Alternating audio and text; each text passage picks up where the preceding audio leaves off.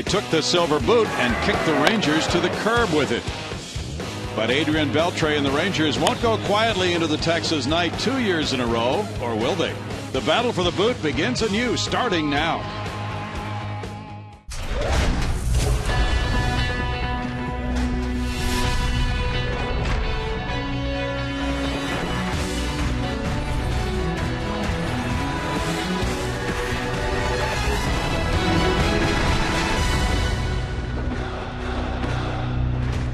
From Arlington, Texas, Root Sports brings you Houston Astros baseball. Series coverage of the Houston Astros and Texas Rangers is presented by Chevrolet. Today it's the first game of this three-game series. We begin the battle of the Silver Boot for 2015. Good afternoon, everybody. It's the Rangers home opener. Bill Brown, Alan Ashby, Julia Morales here with you to see the first of 19 games between the Astros and Rangers this year for the boot, which the Astros won last year for the first time since 2006. Ash? It had been a little bit bleak, but a nice year last year for the Astros to get that turned around, and now do the guys desire to hang on to that boot with everything they've got. The Rangers split their 4 games in Oakland. It was a wild ride for them offensively. The Astros can say that same thing. They've been in a rash of strikeouts, dropping 2 out of 3 in their opening series to Cleveland. Run's very difficult, though, for the Astros to get in their 3-game set. The Rangers had a 10-run game yesterday with 4 home runs, so they've had a little success, and Collin McHugh tries to stop a team that comes off a big day. He's on a nice winning streak carryover from last year right now. Pitched extremely well. Did not make the club coming out of spring training, but got there early on in Seattle and pitched so well that he earned another start and another and another. And when it was all said and done, 11-game winner, a great ERA on the season. Look at the whip at 102. He was just spectacular. A big strikeout guy, too, and you would never guess it. But he struck out just about 9 guys per 9 innings. In fact, a little over that mark. Collin McHugh was everything the Astros could have asked for. Coming up, battles for the boot. Chris Carter and the gang rolled into Arlington last July and swept the Rangers on their way to a season series win. Can they keep the silver boot in Houston 2 years in a row?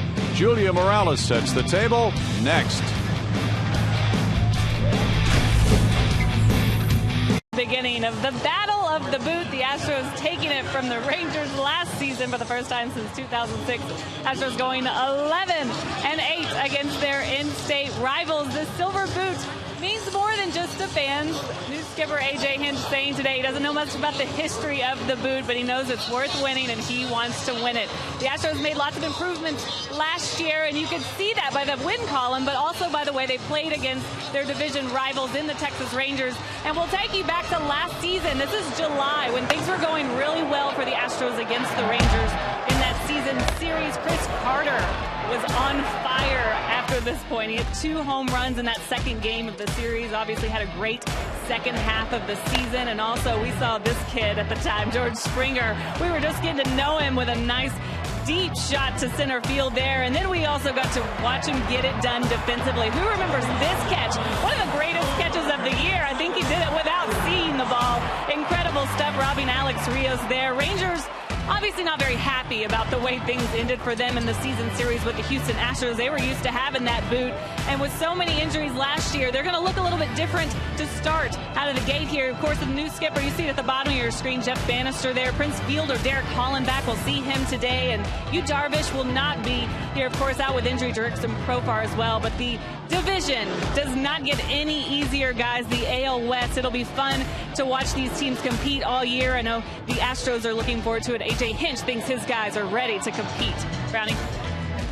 Thank you, Julia. The next 15 games for the Astros come against those clubs in its division. It's going to be a nice early season stretch for the fans to try to assess exactly the strengths and weaknesses in the AL West. And certainly the Rangers are happy they have Derek Holland back. He was out much of last year. Here's the starting lineup for the Astros to face Derek Holland. It's brought to you by Southwest Airlines. It's Jose Altuve leading off at second base. George Springer plays right field and bats second. Jed Lowry moves up to the 3rd spot today. He had the home run for yesterday's only Astros hit. He's at shortstop in the 3 spot. The cleanup man is first baseman Chris Carter. With Evan Gattis, the DH, Jonathan Villar starting at third base for the first time this season. Jason Castro, the catcher. Robbie Grossman in left field. Jake Marisnick in center field. On the mound for the Texas Rangers, a good left-hander when he's healthy, and that's the big question right now. He's 28 years of age. Derek Holland last year went 2-0 with a 1.46 ERA, but that's just 5 starts, 1 game of work out of the bullpen, 37 innings overall. Second time he's made an opening home game start now for the Texas Rangers. Last year, hobbled by a knee surgery that kept him out much of the year, and this spring a bit of a sore left shoulder. So we'll see how healthy Derek Holland is here this afternoon. 3-1 against Houston in his career in 7 starts with a 3.52 ERA. Holland taking a moment before coming up on top of the mound for the first time in 2015. And that injury-riddled season for him last year that Ash talked about, limiting him to just the 6 games, 5 starts. A thing of the past now for the 28-year-old lefty from Newark, Ohio. Jose Altuve at 0.91 for the first 3 games, has scored 1 run so far this season. And this one on the ground will give him his 2nd hit of the year, jumping all over that first Holland offering as Altuve reaches. That's what you look to see from Jose Altuve at the top rather. Early hacking in the count. The Astros have been a little quiet in that regard to this point. Altuve aboard. That equals the Astros hit total of yesterday when they lost 5-1. They didn't see many pitches like that yesterday. Finding a lot of the hard plate and up. Jose Altuve has a pretty steady response for that kind of pitch. George Springer will follow. Springer's walked 3 times to go with his .250 batting average, giving him a .455 on base percentage for the first 3. And he's swinging, and it's strike 1. The Astros have lost 7 straight road openers. And this home field advantage has been exactly that for the Rangers. They've won 16 of their last 21 at home against the Astros.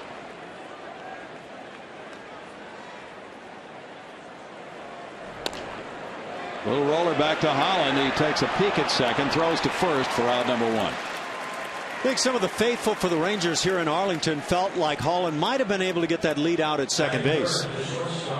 It looked as if he had time. That hopper back to the mound should have provided for the opportunity only if you immediately turn and throw right there. But he didn't. He took the peek. It was a little bit of a cautious approach. Jed Lowry bumped up to the number 3 spot in the lineup. Hit the home run with 1 out in the 9th inning yesterday to break up the no-hit bid by the Indians for a .333 start to the season. And Lowry showed that pop yesterday as a right-handed batter against lefty Nick Hagedorn. So finding himself in the number 3 spot today, hopes to get something he can drive right here. Lowry takes, and it's strike 1. Corey Blazer is the home plate umpire. Rangers really had a great pregame ceremony before their home opener today. The first pitch was delivered by retired U.S. Air Force Staff Sergeant Nicholas Bradley, and he was accompanied by the 43rd President of the United States, George W. Bush.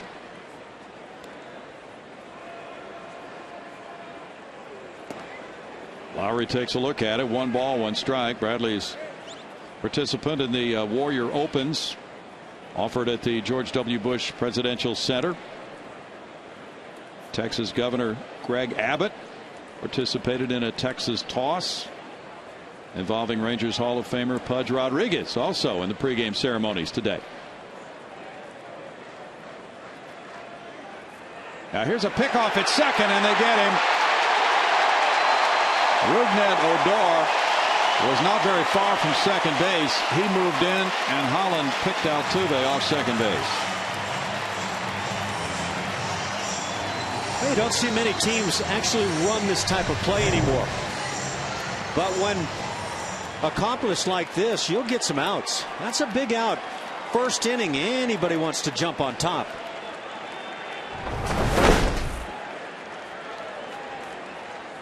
Makes you wonder if Altuve was thinking about running. He just kept edging further off second base. Lowry takes the 1-1 pitch. It is strike 2 for Holland. I think Jed Lowry might tell you right now the outside corner is a bit expansive. It appears to be.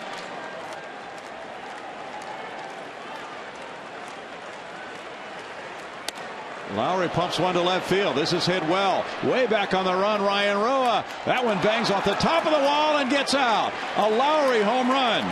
2 home runs and 2 at bats for Jed Lowry. 1-0 Houston. Jed Lowry hit 1 all of last year from the right side of the plate. These 2 home runs mentioned by Brownie, both from the right side. Well, Lowry in this number 3 spot pays immediate dividends for skipper A.J. Hinch and makes it 1-0 Houston. And that ends a long string of innings without allowing a home run for Holland. He had gone 51 1/3 innings. If you're wondering how Lowry wound up in the 3 spot today, A.J. Hinch has been trying to find a way to get some quality at bats in the heart of the order, and he feels that Jed Lowry has been providing that to this point.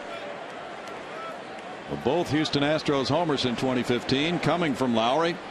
Now Chris Carter looks for his first hit of the year. Let's take a look at what Jed Lowry was able to slam out of here.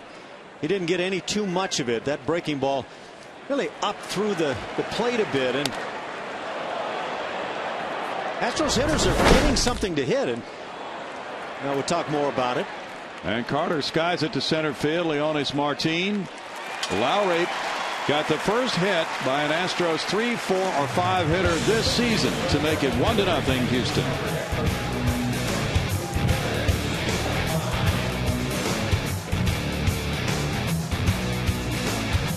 Now in the lineup for the Texas Rangers as they have their home opener. They feature Prince Fielder, back healthy this year. A .285 career hitter. Shin-Soo Choo last year had a .340 on base percentage for Texas. Adrian Beltre is getting close to 400 career homers. And here's the starting lineup now. Jeff Bannister, who's been living in the Houston area for years. Leonis Martin is the center fielder. Shin-Soo Choo is in right field with Adrian Beltre at third base. Prince Fielder, the cleanup man, plays first base. Ryan Rua is the left fielder with DH Mitch Moreland following him in the lineup. It's Elvis Andrus at shortstop. Rougned Odor at second base. Robinson Chirinos the catcher. And on the mound with a 7-game winning streak dating back to last year, Collin McHugh facing Martin. Martin takes strike 1. McHugh has won his only decision against this Texas club. He had a very good ERA on the road last season, 1.66. That's yanked foul right over the head of the first base coach of the Rangers. And quickly the count goes McHugh's way at 0-2. Martin trying to get started, and Martin really got it going late last season when Tim Bogar had taken over as the manager. He made Martin his everyday leadoff man, not just part-time leadoff man. 27 years old. He responded very well. And he's led off every game, but this time leads off with a strikeout for the Rangers. On the mound for the Astros, we've seen him, Collin McHugh. May I say last year, maybe baseball's Jordan Spieth.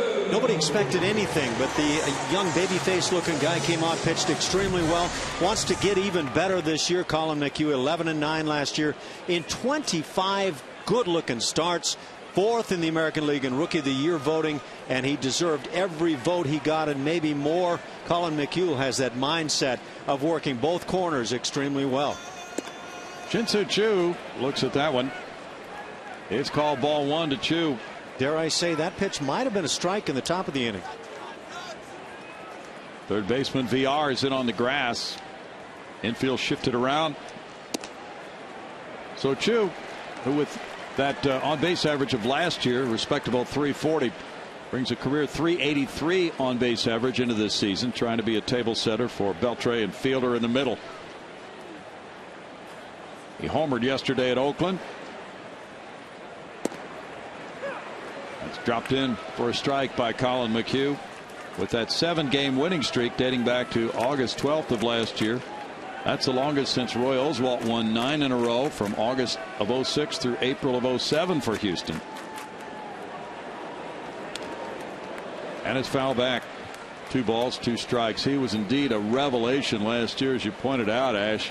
Collin McHugh getting everything together and Well, he deserved those votes you talked about at the end of the season in recognition for a terrific year. And what we see here, he falls behind 2-0 on some close pitches, and then comes slider. Pitch called a strike. Another one that gets fouled back. He can throw any pitch in any count. Chu strikes out on another pitch upstairs. 2 punch-outs to open the season for Collin. Collin McHugh wouldn't begin to tell you that a pitch like this was what he wanted. The result was great, but off speed, maybe the changeup, up, and that's not a location for that kind of a pitch, but you'll take the strikeout. He worked in particular on the changeup in spring training this year. Now Adrian Beltre. He hit one of the 4 Ranger home runs yesterday. Beltre takes, and it's strike 1 to the slugging third sacker. One of the best players in the game and seemingly headed for the Hall of Fame someday.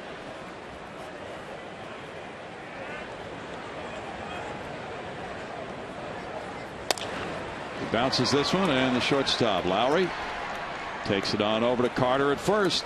It's a 10-pitch first inning, and it's 1-0 Houston.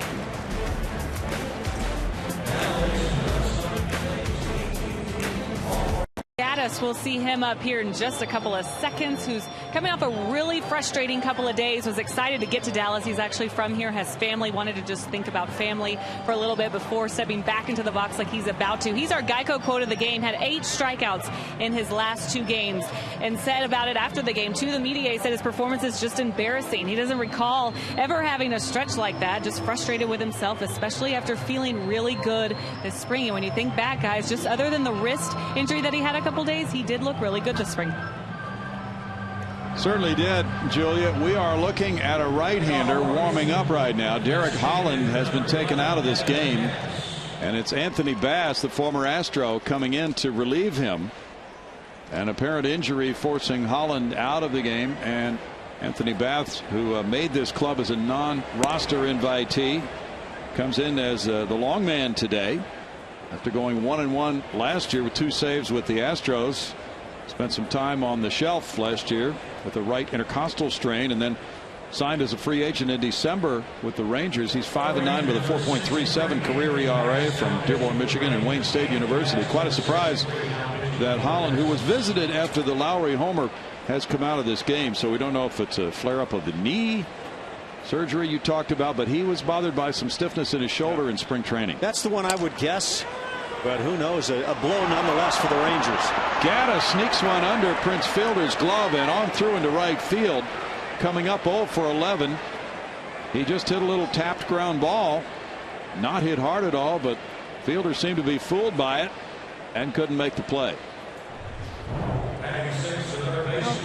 Let's see what the makeup of a major league knock looks like. Is that one? We'll find out. Bat shattered right off the end of the bat. Still waiting for a ruling on it as Jonathan VR comes up. VR 0 for 2 in yesterday's game, coming in off the bench. It's ruled an error on Fielder, his second. And it's bunted foul.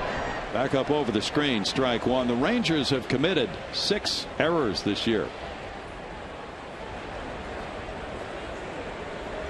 Can you imagine what's going through the mind of Evan Gaddis right now with all the strikeouts and the 0 for going on, and then he slips one through and can't get the knock.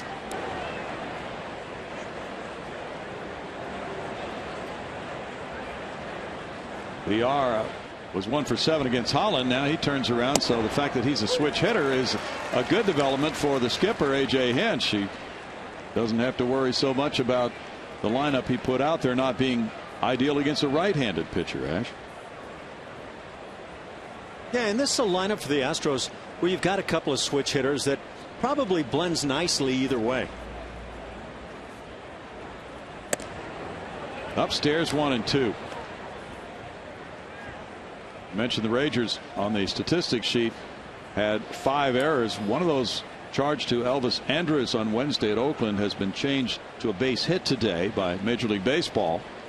So officially they're back to 5 errors now for the season. In the dirt, and Chirinos blocks it. 2-2. Yeah, really should have said 3 switch hitters in that Astros lineup. That makes this a much more flexible group of guys for A.J. Hinch to be able to deal with if you can maintain this group. This is the second outing of the season for Anthony Bass. He worked 2 scoreless innings on Monday. High chop to third, Beltre to second, and that's it. The ball was in the air a long time, and VR is a speedster. 1 out. See the real difference right there. Adrian Beltre, one of the game's outstanding defensive third baseman. No hesitation. He knew it might be close at second base, but unlike Holland back in the first inning, that lack of hesitation, just commitment to the play, gets the lead out.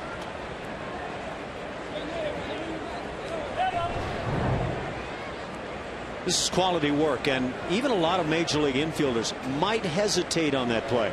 Not a bit of hesitation from Beltre. Jason Castro steps up.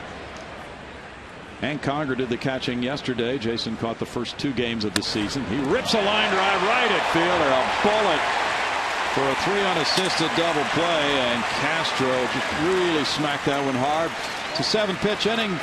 And it is the Astros 1 and the Rangers nothing.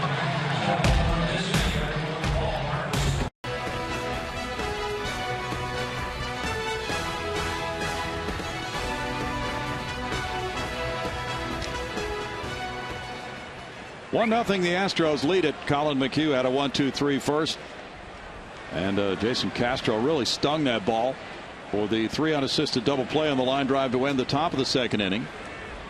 Now Prince Fielder leads it off in the second after catching that line drive. The shift is on. Altuve out in shallow right field, and it's strike 1 to Fielder. We're told that he's been hitting the ball well to the left of second base this season. 333 with 3 runs batted in for Fielder. Only one player there, Jonathan VR. This one a ground ball, and the shortstop Lowry ranges to his left to take care of out number 1.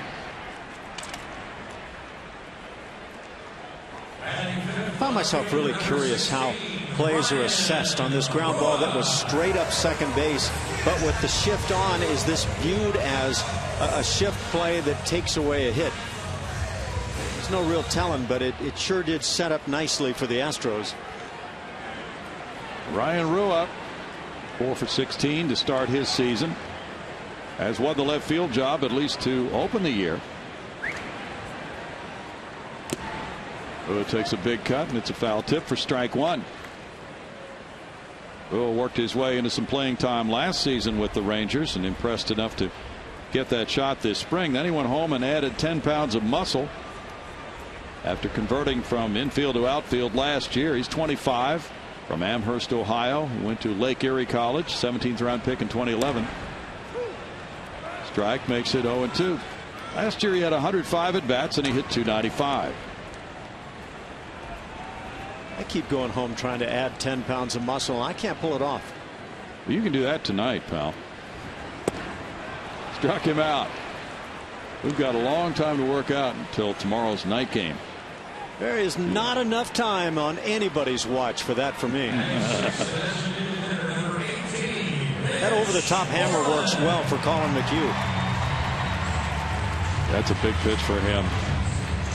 Such a slow, tantalizing pitch. Mitch Moreland, the designated hitter, hit one of the 4 Ranger home runs yesterday. They banged out 12 hits and beat Oakland with a 10-run attack, but they had struggled in the 3 previous games. Moreland with ball 1. Now the Astros in their 3 games against Cleveland hit .096 and they scored 3 runs. The Rangers hit .130 and they scored 3 runs in their first 3. So these hitters can identify with each other for a brief 3-game stretch to open anyway. By the way, what is the best topping on your pizza for that 10 pounds of muscle diet? Oh, you could go just about anywhere with that. I've been trying.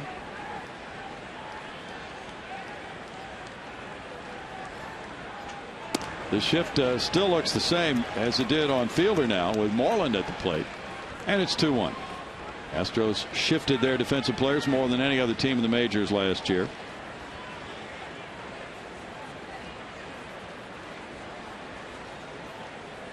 And the Rangers, like the Astros, had a game with only one hit in the previous series. Lowry once again is there. So both times on Fielder and Moreland, Lowry made the play well to the first base side of second. That's 6 in a row set down. It took only 9 pitches there in the second inning for McHugh to preserve his 1-0 lead. Southwest Airlines. Book your low fare now at southwest.com. Well, it's quite an eventful home opener so far for the Texas Rangers. They have fallen behind the Houston Astros 1-0 after great pregame ceremonies, but then it's began to go downhill since then. And when it began to go downhill, it was Derek Holland leaving. First of all, after 1 inning, with tightness in the back of his left shoulder. Now we have a new right fielder. And the first pitch here in the 3rd inning to Robbie Grossman is fouled. There's strike 1. Grossman 0 for 3. Jake Smolinski now has taken over in right field for Shin-Soo Choo. We're not sure why he left the game. I'm betting Jeff Bannister thought managing would be a little bit more passive than this. Boy, yeah, your home opener, game number 5 of the season for him. He's lost 2 players in 2 innings. 1-1 to Grossman. It's a 2-ball, 1-strike count. Robbie was in the starting lineup yesterday for the first time in 2015. He was 0 for 2 with a walk, playing left field.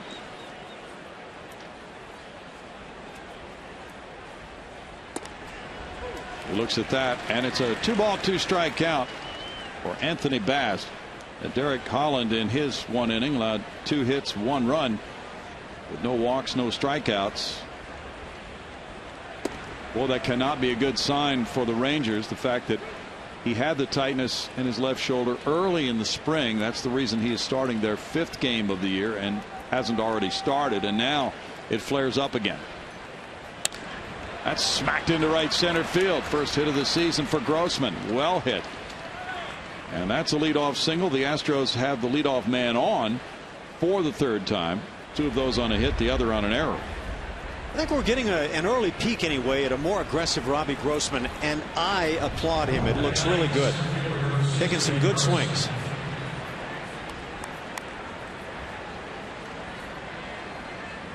Yeah, he got a pitch up again, and the Astros hitters are seeing more hittable pitches now, I think, in 2 innings than they had seen in possibly 3 games to start the year.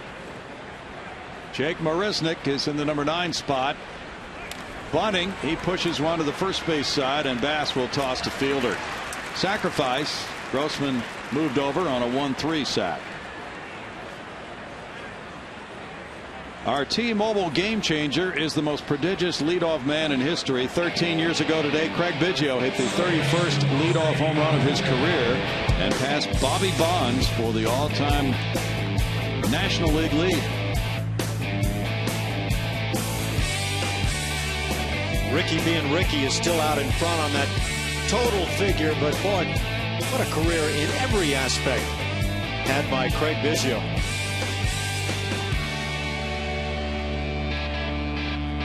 Wound up with 53 of those leadoff homers. Jose Altuve opened the game with a single on the first pitch. Odor is not too far from second base.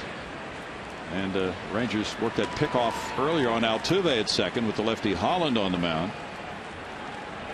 Of course, everybody's really watching that base runner's lead when he reaches second with 1 out in the inning. If he can steal a base, get to third with 1 out, that can be a key.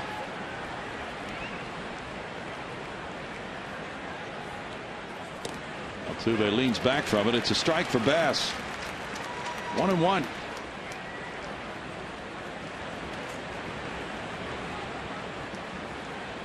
Ranger bullpen is not thought to be a strength of their team.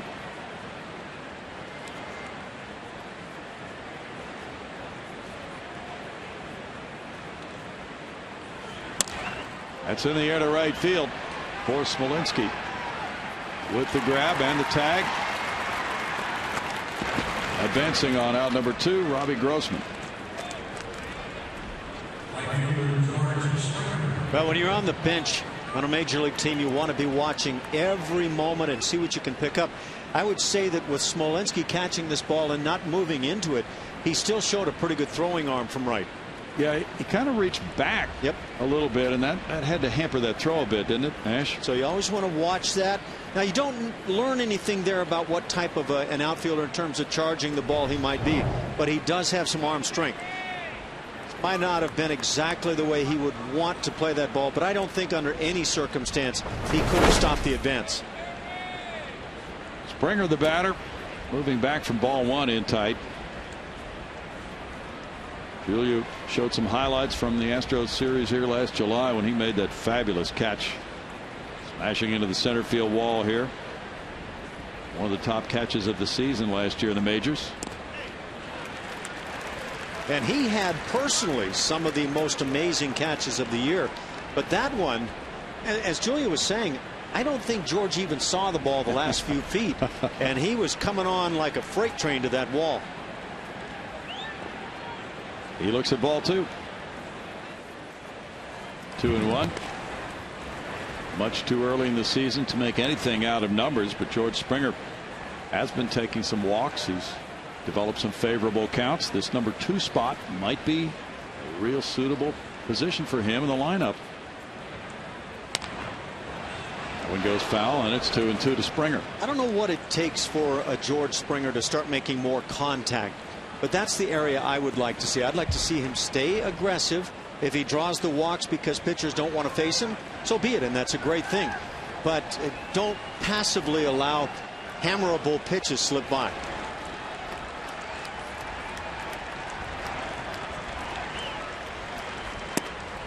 Springer takes a look at it. It's ball 3. That's a good take right there. Tomorrow it's night baseball. Giovanni Gallardo making his second start of the year for Texas. Roberto Hernandez makes his first for Houston. We'll be on the air with the pregame show at 6:30. Time called. And then Sunday, the finale of this very brief 3-game road trip for the Astros finds a 1:30 pregame start for Colby Lewis and Dallas Keuchel. Big cut by Springer. He's down on strikes. No runs a hit and a man left for the Astros. 1-0 Houston.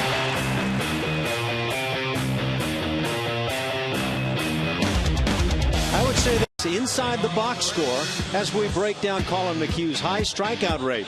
Over 9 per 9 innings last year, with half coming via the fastball and half via the curve. You can see on the left-hand side the curveballs, and for the good part they were down. That's what you would expect.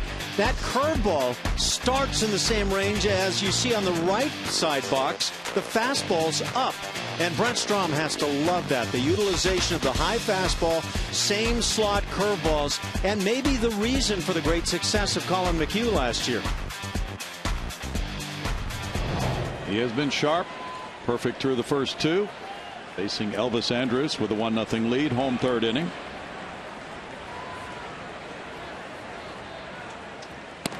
Andrus takes strike 1. Andrus had been charged with 4 errors in the first 3 games. One of those was changed today to a hit from the previous series.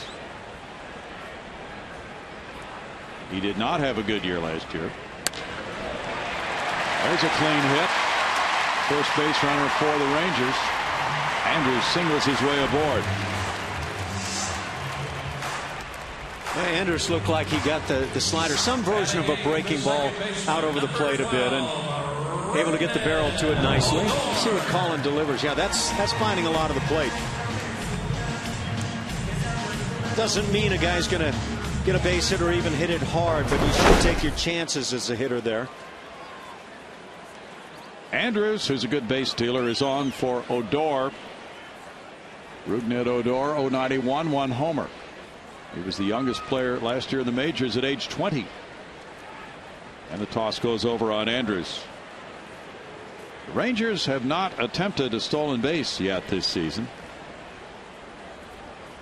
And their opponents have not tried one against them either. BR's on the grass at 3rd. Odor frequently tries to bunt.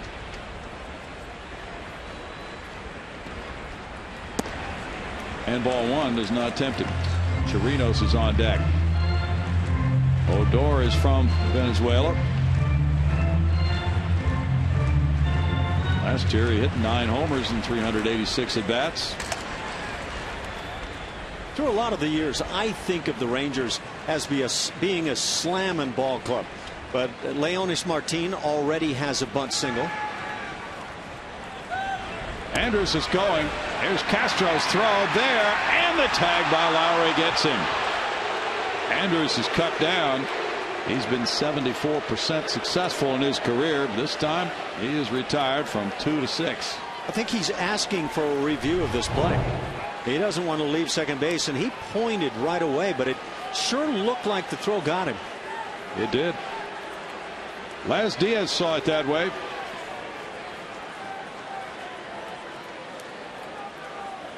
See if this glove gets down. You know, that's very close, and I can understand a feeling from Andrus that maybe he got the fingers to the bag before the tag, but I think that's one that would be too close to overturn. Castro to Lowry for the out, and now this one's yanked foul. Hard hit grounder. Hector Ortiz coaches at first, Tony Beasley at third for the Rangers this year. That is the first caught stealing for Astros catchers on the season. A perfect throw by Jason Castro. That was a really good throw. That slap foul into the Astros dugout. That clears him out in there. Hank Conger moved to another position. Upper back spasms forced HOU out of the game in right field.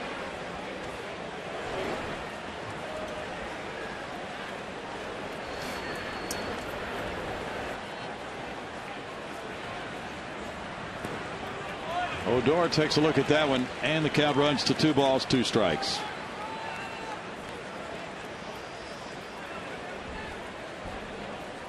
Dallas Keuchel was superb on opening day, beating Cleveland 2-0. Scott Feldman gave up 1 run in 6 2/3 in the second game of the year after Keuchel went 7 shutout innings in the opener. That one goes into the left field corner. Grossman over to dig it out. Odor with an opposite field double. First double for Odor in 2015. That certainly highlights how impactful a caught stealing can be in a game.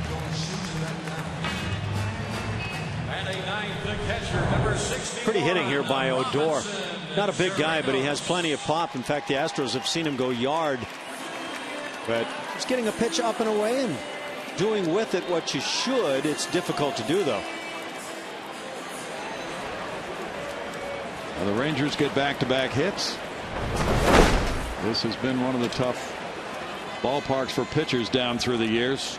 A whole lot of hitting here at Globe Life usually, and it's not warm today. Robinson Chirinos is the catcher, number 9 hitter.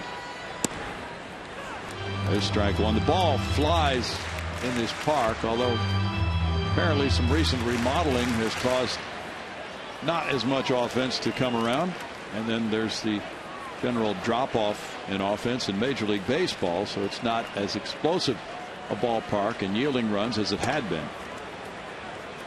Check swing call goes the Rangers' way, and it's 1-1 to Chirinos. I keep trying to warn my wife about that impact, about remodeling at any time. Yeah. Just don't think it's good for the offense. Not good for the pocketbook, we know that. You know what this ballpark reminds me of? The play in it a little bit is Coors Field. It's a big, expansive outfield. Outfielders might have to play back a little bit. It feels like the gaps are large, but the ball carries. It sure does. It is expansive. The corners are deep. Fences jut back from the corners. So in the right field corner, it quickly moves back to 349 from the right field line. It juts at an angle. And that can be said down the left field side, quickly getting back to 354. So it's a big yard. When we mentioned Coors Field, of course, talking about Denver.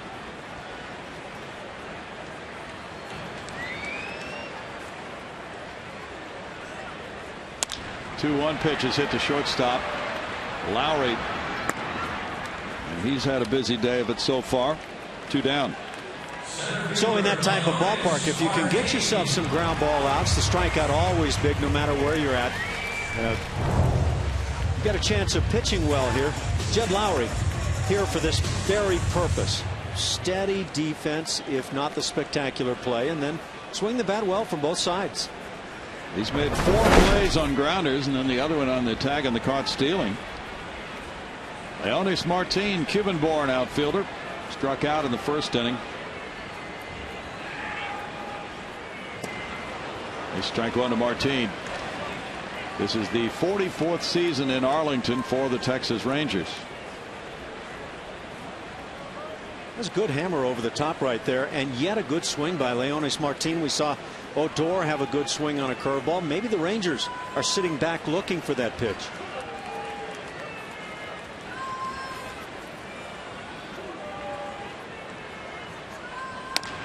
Bouncer goes to first base. Carter tossing to McHugh. No runs, 2 hits. The caught stealing very large in that inning. The Astros maintain their 1-0 advantage.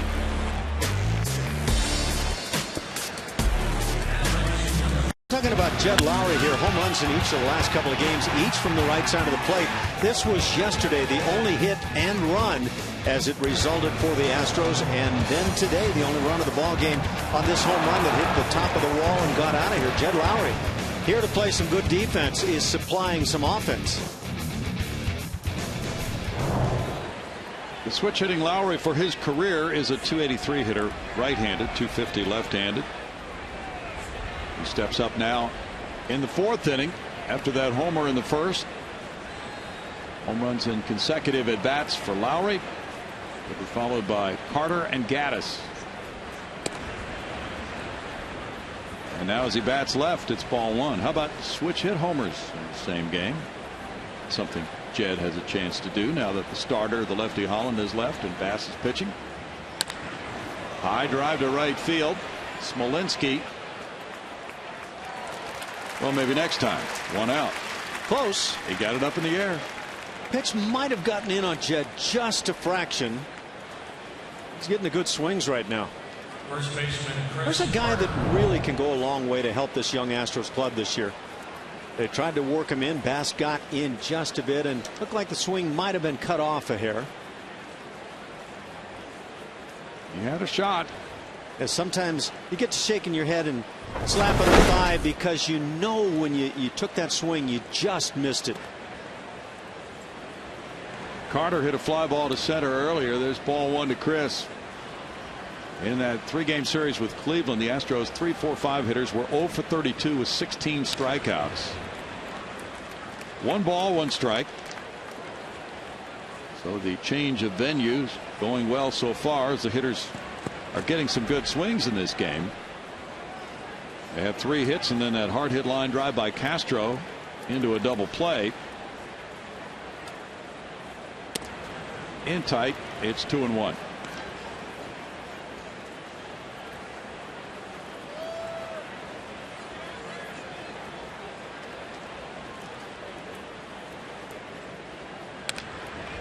Carter fouls it back and the count is 2 balls, 2 strikes. The Astros were 32-49 on the road last year. This is the first of the 81 road games they will play in 2015. This is only a 3-game road trip. They'll have a longer trip coming up next time. Carter strikes out. Punch out number 2 for Bass. Celebrate Jackie Robinson Day with the Astros on Wednesday, April 15th. A special pregame ceremony will take place to honor Jackie Robinson's legacy and celebrate diversity in baseball. Purchase tickets by visiting Astros.com/Jackie Robinson or by calling 1-877-9-ASTROS. Evan Gaddis with strike 1. He is 0 for 12 to open this season. Reached on an error by Fielder his first time up today. Oh, the temperature is cooler than it has been in Houston the last few days. We were getting a forecast of rain for Arlington a few days ago, but apparently that's changed for the weekend. Ash, I'm hearing a little bit of rain in Houston this morning. I'm not sure how much. Bouncer up the middle. Here's Odor bracing, firing back to first. Out. Boy, Gaddis in a bid for his first hit of the season. Nipped on a fine play by Odor. We go to the bottom of the fourth, 1-0 Astros. By Kubota, we're talking about Collin McHugh, who's back to work now. Hey, Roy, I can't say it. Road Warrior, there we go in 2014. Collin McHugh looking much better than I'm being able to talk here. This is from his Astros debut back in Seattle, and then he had another great performance later in May against the Angels. We saw him just do work on the road, and the numbers show that as well. Collin had a great year, but if you look at those road numbers, check it out, 1.86 ERA in away games. It's pretty impressive stuff, guys. Road Warriors. There we go. I got it. That's right. I liked it better the other way. Smolinski leads it off. He took over for the injured HOU in right field. There's strike one to him. Julia, this is kind of your old stomping grounds. You covered the Rangers back in their glory years, the World Series, right? There were some good times in this ballpark, and I was there covering it with some smaller markets that I worked, or TV stations that I worked for. Jed Lowry. It's another chance. It's his fifth assist on a ground ball chance in this game already. Well, the Rangers would love to get back to that day, of course, when they get to a World Series again. They had a couple of shots. Now kind of in the regrouping mode. And it'll be interesting to see how they progress this year.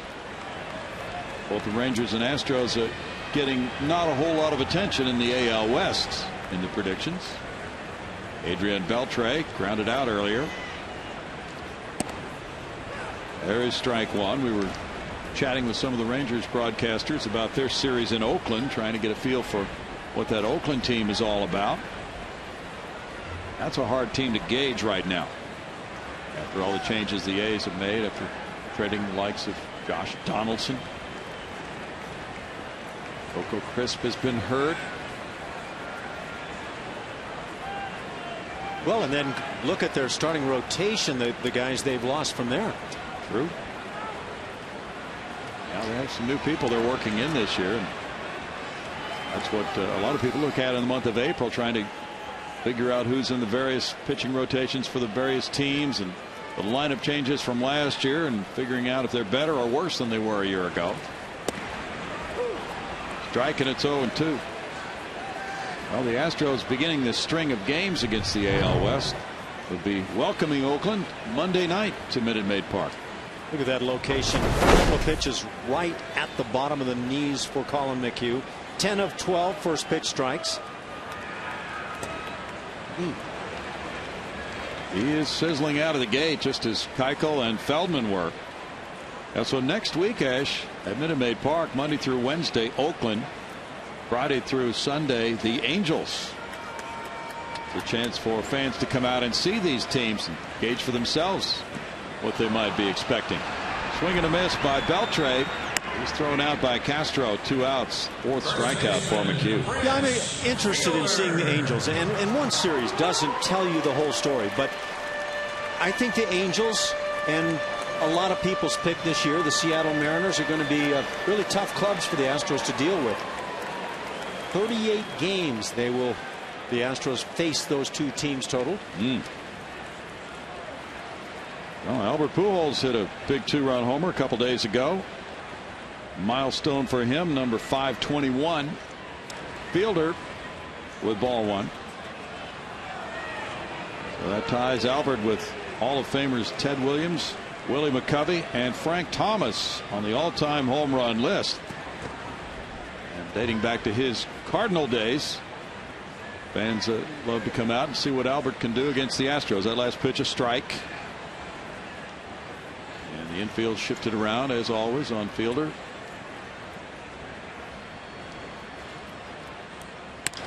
He smacks a liner to left. Robbie Grossman over to play it.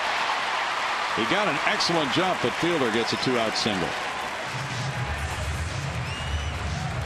Here comes our Steele pitch by pitch, as Prince Fielder has a knock and feels good about things right now. But we're talking about Ryan Rua, who was at the plate when Collin McHugh got him. Well, he threw a pitch through the heart of the plate and got by with it. Then very close off that edge, got a strike, curveball or breaking ball down below the knees to do the polishing on that final specimen there. Collin McHugh can really move it around well. Now it's Rua for the second go round. Breaking ball one. McHugh with 11 major league wins, 17 losses, and a 4.19 career ERA. Spent time with the Mets and the Rockies before the Astros got him, and a terrific acquisition by Jeff Luhnow.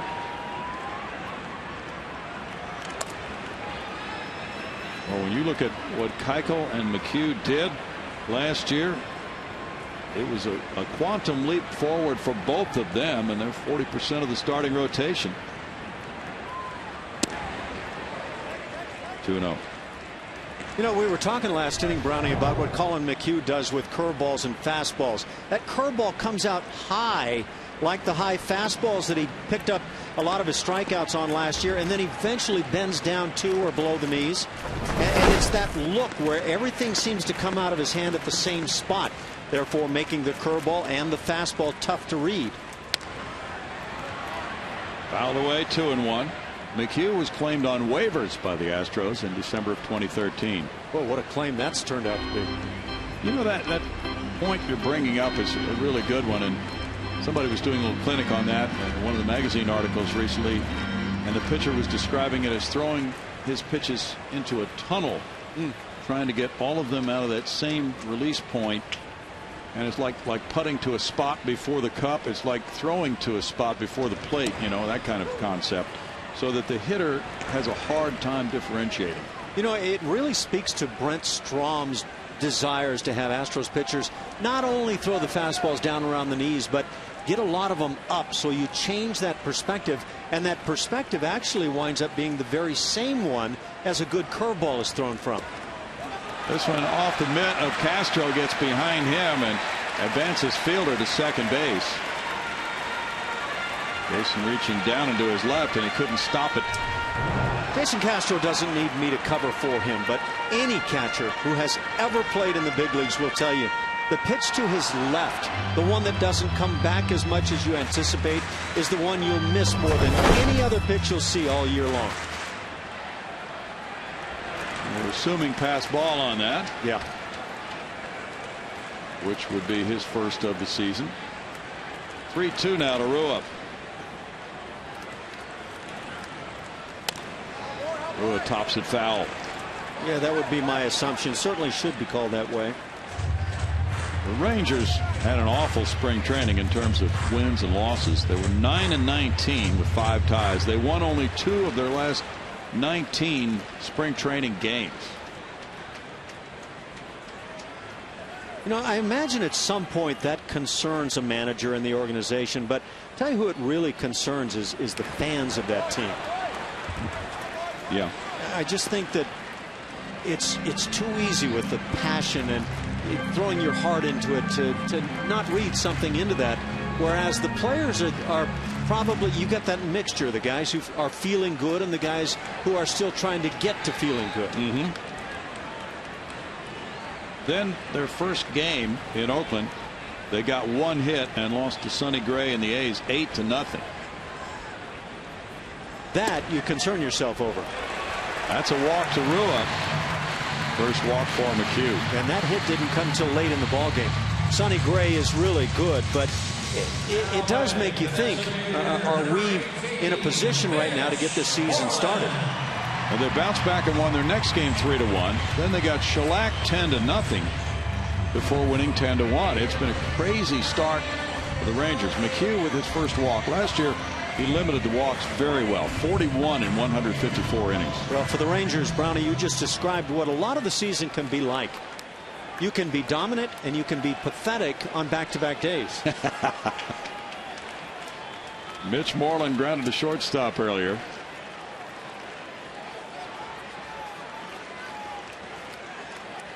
Rangers signed Wandy Rodriguez at the end of spring training. He was released by Atlanta, and he might be back with them soon with his Holland injury today.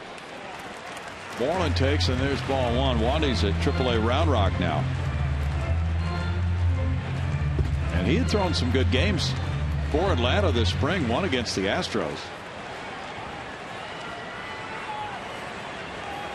There's a breakdown with 18 pitches so far in the 4th. Collins' last spring start was 4 innings by design, tapering off. 2 balls, no strikes. Remember last year with Collin McHugh, he'd have stretches where he was just as sharp as could be. And then he'd lose it for about an inning, sometimes two, where he couldn't find anything close to the plate. And he's having a little bit of a version of that right now.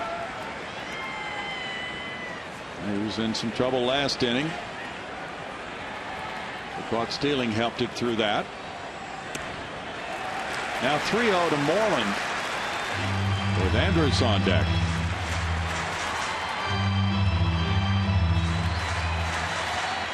Collin McHugh, when all the figures were processed last year, led the Astros in ERA and strikeouts. That was the lowest ERA by an Astro since Roger Clemens and Andy Pettit in 05, when he wound up with a 2.73.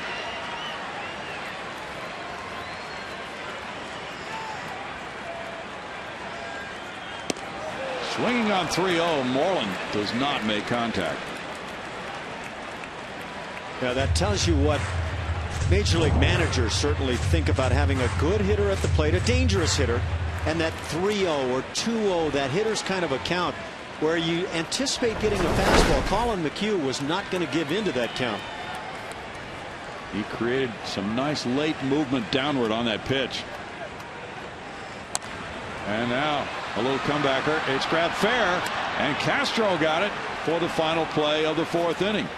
It's no runs a hit, 2 men stranded. McHugh works around some problems in the fourth and stays in front 1-0.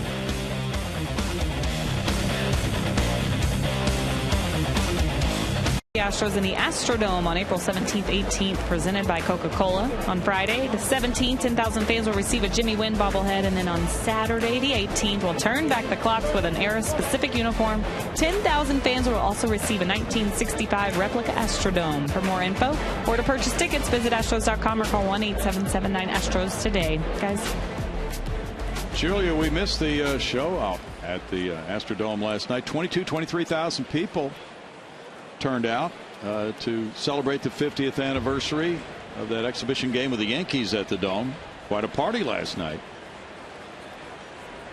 And enjoyed seeing the photos of that. Here's Jonathan VR taking strike one, inning number 5 underway. Everything gets old, Brownie, but the Astrodome, it's actually hard for it to get old for me. I thought it was such a gem back in those days. And I am really grateful that I had a number of the years of my playing career played in that building. Did you see the video of HOU Cruz's grandson swinging the bat in front of the crowd? No, I did not. Grandson? Yeah, he looks like he's about, what, 4 or 5 years old, maybe? Very likely. Of course, HOU not too bad himself. One of his sons, a terrific player. He had more than one that could play the game, though, that's for certain. Yeah, he sure did. He had Jay Ito. Yep. Jay Ito had a great career. Jose Cruz Jr. He's working for the Players Association now, right? I think so, yes. It's a big shot. And Jose Enrique. VR draws a leadoff walk. And that could lead to something with his legs. MD Anderson Cancer Center showing you this moment in history as the Colt 45s played their first game at Colt Stadium there in the parking lot of the Astrodome in 1962, and Bobby Shantz was on the mound and beat the Chicago Cubs in that historic opener. Major League Baseball coming in. There was the structure of the Astrodome in the distance. Now Castro, he lined into that double play earlier. Now a liner gets into shallow right field. Not nearly as well hit as his out earlier, but he connects, and it's first and second. Nobody out with Castro delivering. People always say in this game, hit the ball hard 2 or 3 times a game and take your chances. Well, I don't know if that's always true. Hit the ball soft sometimes and you'll get your knocks. Got some lift on it. Yep. Well, I've said it already. I think Jason Castro's primed to have a big one, and just glad to see him have some early success. 2 men on now. Anthony Bass came in the second inning in relief of injured Derek Holland, who left with some stiffness in his left shoulder area. Robbie Grossman smacked a single into right center field in the third inning, advancing as far as third base. The Astros have 4 hits, the Rangers with 3. Bass turning back towards second. Rangers really paying attention to these Astros base runners when they reach second base. They picked off Altuve in the first.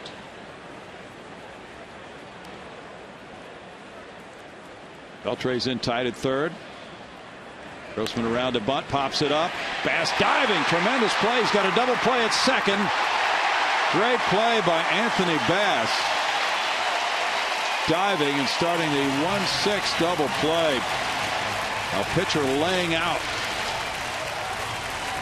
You know, I'm sure there are some people saying, how can you make that mistake? I dare anybody to go out there at second base and try to run the bases on this play. If it drops and you haven't moved toward third base and you're thrown out, you've blundered. If you have this happen, you're just unfortunate you were the base runner. That's it. Now, what is a base runner to do? The ball could come out of his glove when he hits the ground. Yeah, it's a real dilemma. Actually, you've got to make a mistake as a base runner to not wind up getting doubled up on this play. True. Orisnik, the batter, he put down a sac bunt earlier. Strike one on Jake. And crediting Bass, he just created all kinds of problems for the base runner VR with a tremendous play. Not a play often seen from the mound. That'll go back out of play. No balls, 2 strikes. Well, Bass, even though he probably wasn't expecting to be in this game in the second inning, really came to compete today, Ash. Tough assignment. You're sitting out there in the bullpen. What did you eat before the game, anticipating that, well, I'm not going to be called upon early in this game, and now all of a sudden the phone rings for you? Yeah. Hopefully you didn't eat much. Apparently Anthony Bass ate the right thing. 1-2. He's in his 4th inning in relief of Holland. Really picking up this Ranger bullpen by stretching it out today. You know, we talk about guys that can make quite a difference this year, and I think that falls in everybody's lap. But Jake Marisnick could really be a heck of a player. I mean, he's already so gifted defensively. Now you turn him into a good offensive weapon, and you've got a real deal maker in center. That's why he gets this chance to play in 2015 based on what he did last year. Little tap goes foul. Involved in that trade with the Marlins, and he hit .272 with the Astros after being traded. Come upon him physically, you'll be surprised. He's a big guy. Listed at 6'3", 225.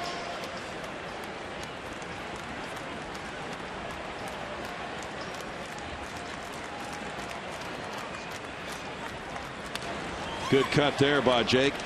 Still a 1-ball, 2-strike count. Well, last year, as the Astros won the season series from the Rangers, they won 70 and the Rangers won 67. For the Astros, it was a 19-game improvement. But for the Rangers, they went the other way, from 91 wins to 67 wins.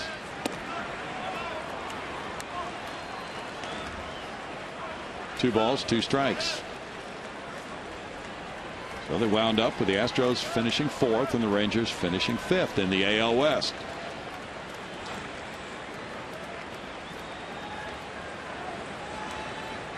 Looks like a full house today at Globe Life Park. Orisnik checks his swing. The appeal went to first, but there's the indication by Jeff Nelson he did not go, and it's a full count to Jake. You know, the Rangers have some of those players like it. We're talking about Jake Marisnick, and Chirinos behind the plate is a guy that comes to mind immediately. Very good defensive catcher, can really throw, shut down running games. They're looking to see if he can be an offensive weapon.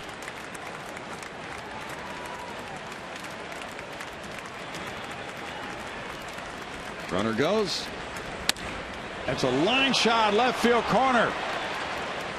Castro to third base, and he's going to be sent home. Here's Andrus with a throw to the plate. Not in time. 2-0 Houston on a Marisnick RBI double. Second run batted in for Marisnick in the young season.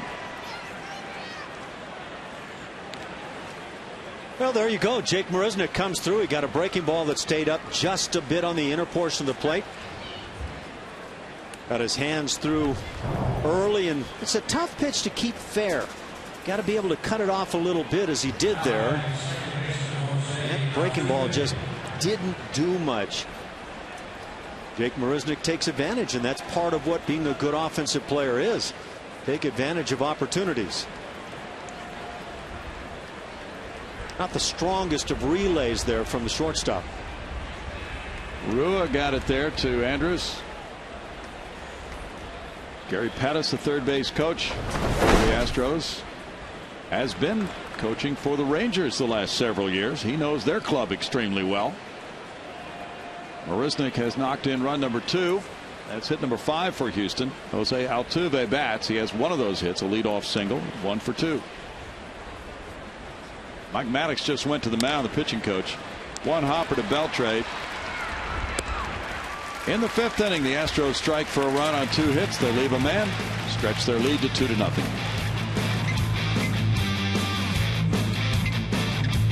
Ball game, 2-0 Astros over the Rangers. Here comes the steal, pitch by pitch.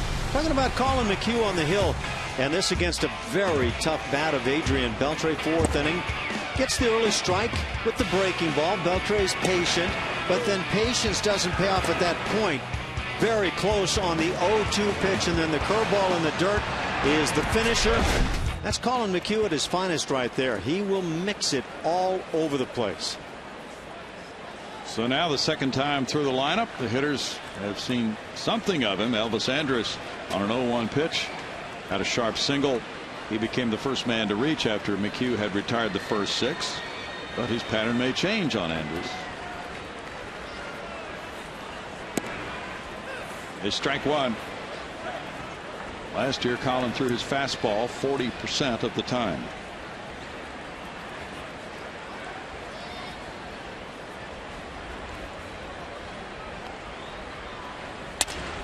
Broken bat looper. Lowry. 1 down. You wouldn't think the curveball would break a bat like that, but the curveball thrown in a tough spot where a hitter's reaching, hits it off the end of the bat, it'll shatter that thing in an instant. See what this curveball over the top does. It's that, boy, that's just the definition of yacker there. Shatters the bat. It talked loudly. It does. 1 out for McHugh. Odor, who doubled to left field in the 3rd inning, bats. Big night for the Astros farm clubs. All 4 of them won their debuts. 2015 last night. Ball 1 to Odor. Fresno beat Las Vegas 2-1. Corpus Christi down Springfield 9-4. Lancaster took San Jose 3-2. And Quad Cities bettered Peoria 7-3. 1-1. Brad Peacock was the starter for Fresno. He went 4 2/3 hitless, scoreless innings and came out on a pitch count. Good for Brad. The importance being that you want to have him ready for this club very soon. Hit to third base, and VR takes care of it. 2 down. VR has been impressive in the fact that he lost his job at shortstop, Jed Lowry coming as a free agent, and had one chance to make the team as somebody who's a utility man, and he took to that. He played some third base this spring, some short. I think he played a little second and even some first and the outfield, and he looks good in center field. Yeah, I'm not so convinced at this moment that center field might not be his best position. Might be. Robinson Chirinos grounded out earlier. Showing butt. He brings in the third sacker VR. It's ball 1. Tony Kemp had 4 hits in Corpus Christi's win. Danry Vasquez a walk-off single in the 9th for Lancaster. Tony Kemp's a little ball player. He is. About as tall as Altuve, right? Just and slighter in build. We got to see him a bit this spring, and the kid just steps in and he can play.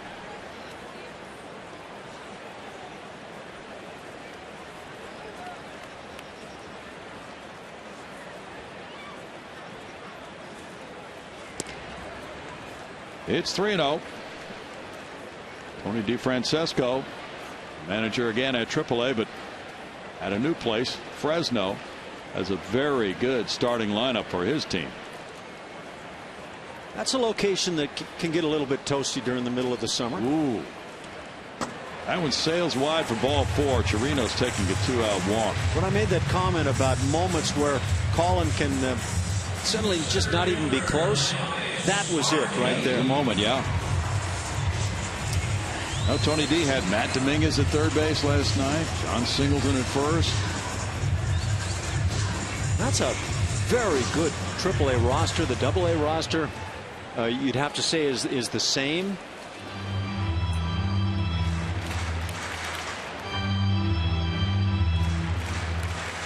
Preston Tucker was in the outfield. Just solid players at every position last night. And then, of course, you've got superstar caliber players at Corpus Christi. Oh, by the way, Carlos Correa had a 2-run double last night over the center fielder's head. Mark Appel is there. Teoscar Hernandez. So there's some star power. Leonis Martin takes strike 1. You know what I heard more than once this spring about Carlos Correa is that when he steps on the field, and I don't care what game, major league game or otherwise, that you're talking about, he's the best player on the field. I heard more than one person say that this spring. Were they Astros uniform personnel people? I'm trying to remember exactly who I was talking with at the time. One was certainly organizational. The other one might have been, but they were not uniform personnel. One might have been. So I think I could have heard that 3 times. And it could have been one of those slogans that kind of starts going around. He's very impressive. Altuve on to Carter to end the 5th inning. And after 5, it's 2-0 Houston. Southwest Airlines. Book your low fare now at southwest.com. By Geico, 15 minutes could save you 15% or more on car insurance. Visit us at geico.com or call 1-800-947-AUTO. And by Jack in the Box. Jack's hottest sandwich is back. Head to Jack in the Box for Jack's Blazing Chicken Sandwich. 49 pitches in relief for Anthony Bass of the Texas Rangers. Derek Holland, the starter, had to leave after 1 inning with some stiffness in his left shoulder. The Astros lead at 2-0. Holland gave up 1 run, and Bass gave up a 5th inning run. So he has been indeed a long man out of that bullpen. George Springer is the batter. He is 0 for 2. And there's ball 1. Delino DeShields is in the game in left field now for Texas. Is this still spring training? Boy, it's been amazing all the changes the Rangers have made during this game. They've made 3 now. Yeah, if these are necessitated by injuries, little something going wrong, I'd hate to be in the skip shoes.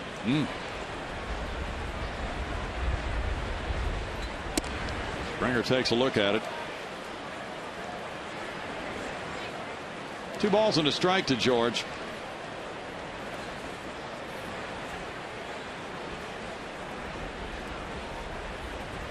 Lowry's on deck. That's smoked on a line to center field. Martin got a great jump, then almost overran it. And I wouldn't be surprised if this didn't turn out to be some sort of a line drive knuckleball to center field.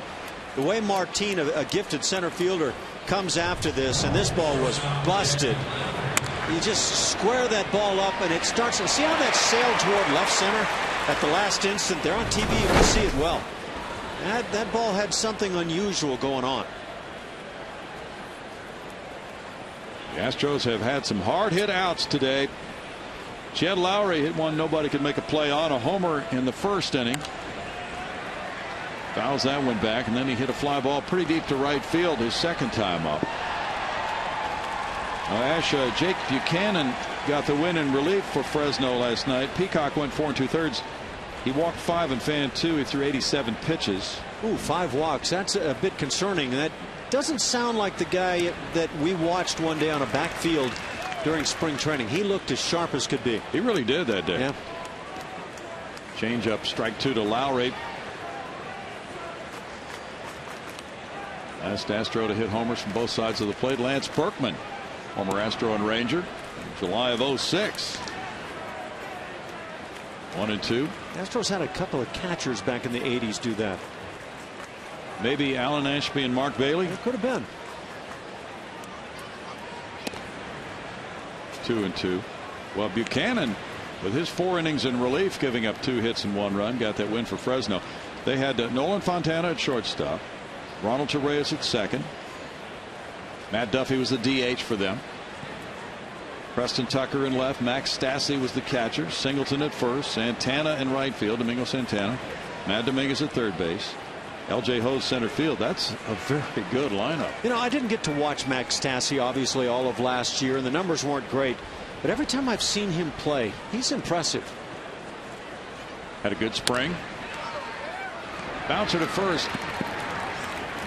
Fielder takes care of out number 2.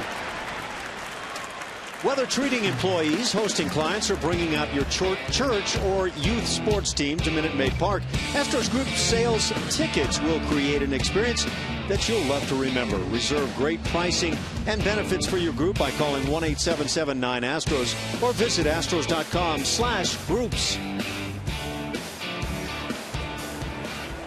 Come on out next week, starting Monday. Oakland in town for 3, and then after a day off Thursday, the Angels next weekend at Minute Maid Park. Chris Carter's 0 for 2. Fouling it for strike 1. The Corpus Christi lineup included Teoscar Hernandez in center, Leo Harris in left field, Brandon Meredith in right. He hit a homer in their win. Tyler Heineman did the catching. Conrad Gregor at first. Colin Moran at third. Tony Kemp at second. Correa, of course, at short. So that's a solid lineup as well. They, by the way, have their home opener, the Hooks, on Thursday next week. I heard somebody during the spring say of Colin Moran, the young third baseman, left-hand hitter, that he had the prettiest left-handed swing in camp. Deep drive center field by Carter, way back off the base of the wall. He is held to a single. Great play by Leonis Martin to hold Carter to a single off the center field wall. Well, that's going to be in the qualifying bag for longest singles on the year. Boy, 400-foot single.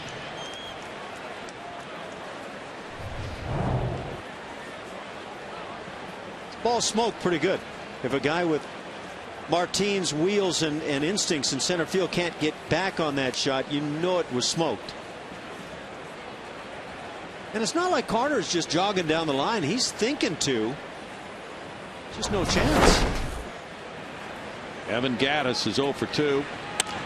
Ground ball behind third. Beltre going to second for the force play to end the top of the 6th. No runs a hit. The Rangers keep it close, 2-0 Houston.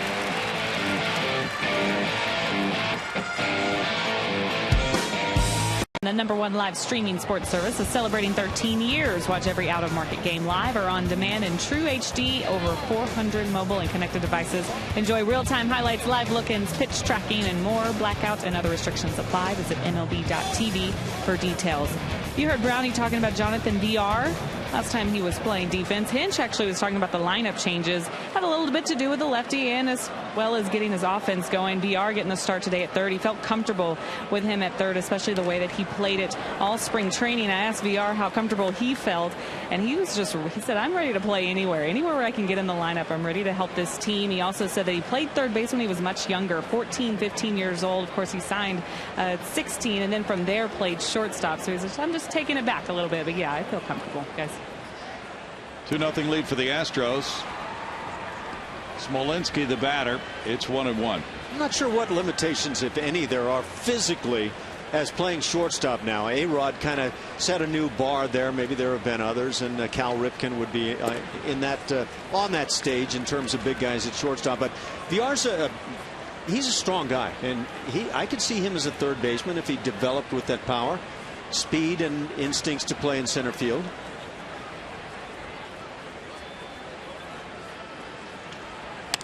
Ground ball to VR. Comes up about waist high. He has the arm to play there. 1 out. Keep putting that body in front. He can play at third. Our league leaders are brought to you by your local Honda dealer, Adrian Beltre, on the all-time home run list. And boy, he can play third base and swing the bat. Look at those names. Duke Snyder, Al Kaline, Andres Galarraga, Dale Murphy, and Joe Carter. And right behind, 400 sure to come for Adrian Beltre.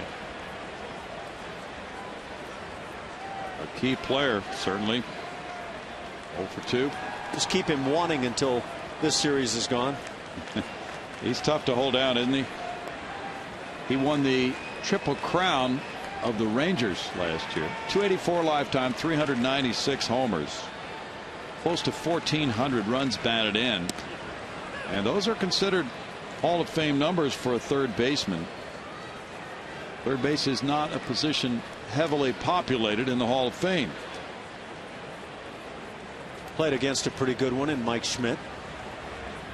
He's considered by many to be the best third baseman of all time. Combining power and kind of everything that went with it defensively. Yeah. Eddie Matthews was great. I had just a peek at being able to play against Brooks Robinson in the early part of my career. He wasn't the same player then that he once was, but a lot of people feel like with his defense and the offense he brought along with it, he might have been the greatest. But Schmidt, with the home run ability, really set himself apart. Roman Mendez, a right-hander, is warming up for the Rangers in their bullpen. And Beltre really has hit the Astros well.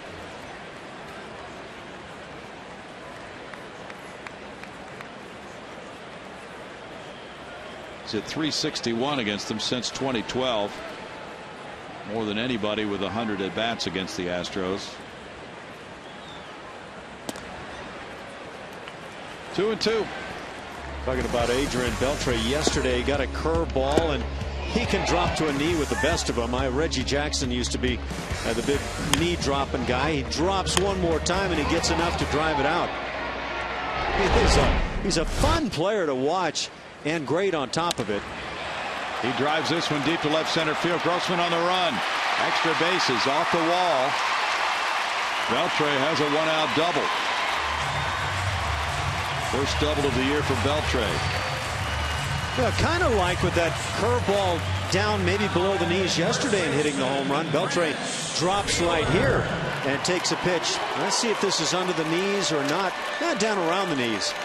But yeah, he can go down and get it. He can hack at it high.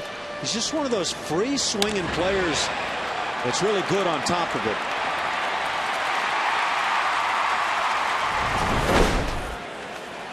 He's aboard for Fielder now. Potential tying run at the plate with the power hitter. 1 for 2. Prince just 30 years old. Big cut there, strike 1. Last year he had neck surgery for a herniated disc. His last game for the Rangers was May 16th last year. And prior to that point, he had missed 1 game in 5 years.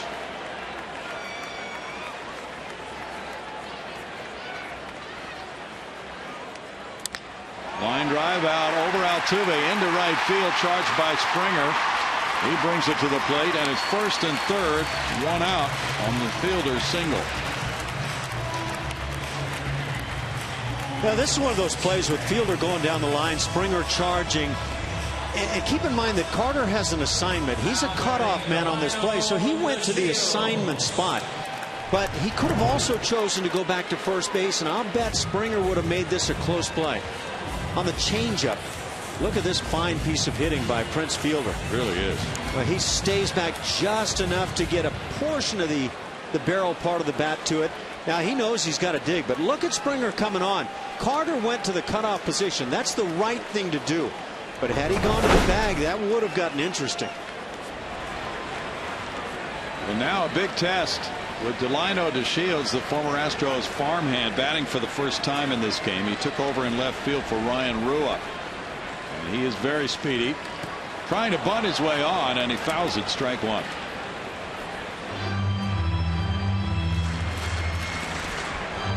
Yeah, there are some who feel that he's going to stick through this year with the Texas Rangers.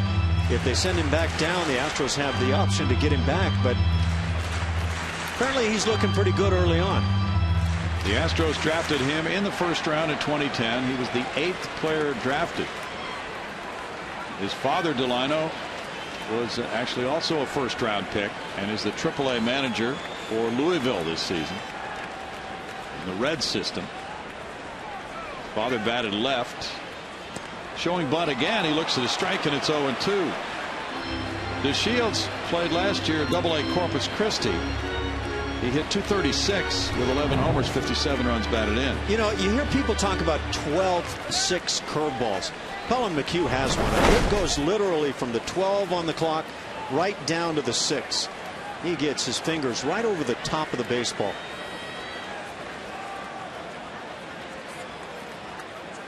DeShields punches one foul.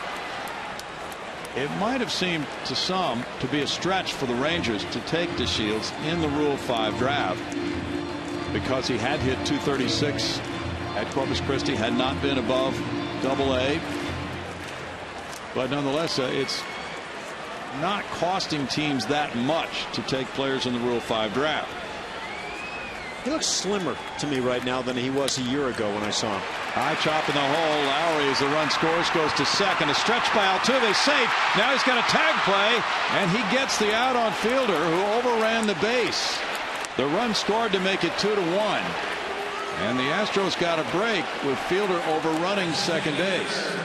It's really not okay for a base runner to have that happen. You should be sliding in hard and staying at the bag. Let's see what winds up causing this. Lowry's throw just offline enough that Altuve had to come off the bag, and Fielder did not slide. So it's kind of a mistake that I dare you to come up with a right answer going back to the bench to explain it. And now it's Moreland batting. The 2 outs of the inning. DeShields is a threat to run. Stole a lot of bases in the minor leagues. Moreland's 0 for 2, and there goes the throw to first. Lowry would be covering from the first base side of second with the shift on Moreland. DeShields had a fabulous year of stealing bases with 101 in his best season in the minors.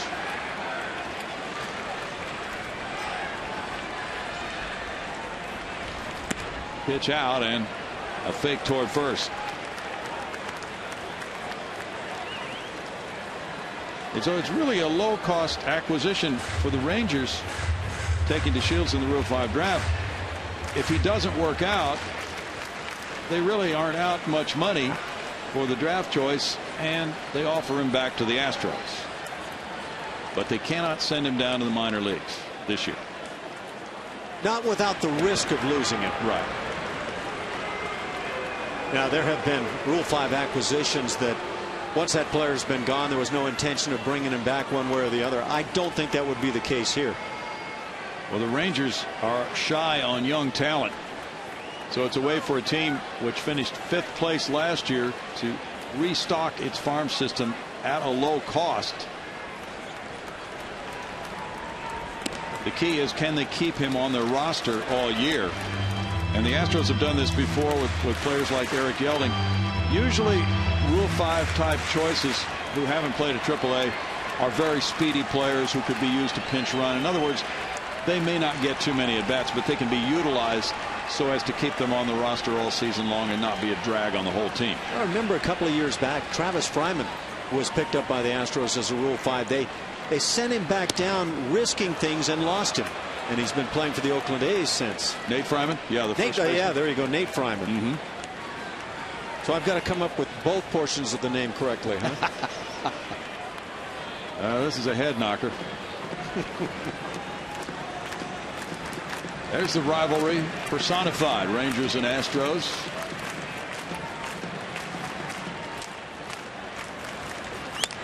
That's pulled. Oh, blocked on a hop by Carter. Nice play because the ball was fair, and he got a recovery there as the ball flipped up just momentarily off his mitt, and he's able to take it 3 unassisted. For the final out, 1 run, 2 hits, and a man left. It's 2-1 Houston after 6. Park, every Friday night home game is followed by the best fireworks show in town. That's presented by Marathon Oil Corporation. The next fireworks show is Friday, April 17th, when the Astros take on the Angels. For more information, visit astros.com/fireworks, or you can call 1-877-9-ASTROS. Here at Globe Life Park in Arlington, it's a dandy 2-1 ball game. The Rangers home opener here in 2015. The Astros leading it. The Rangers just got their first run of the day as DeShields hit a ground ball, and that wound up being an RBI for him, scoring Beltre. And now Roman Mendez comes in from the bullpen, facing Jonathan Villar, and throwing strike one. Villar 0 for 1 with a walk. Pat Neshek warming up for the Astros. The injury causing Ryan Rua to leave the game was a right ankle sprain.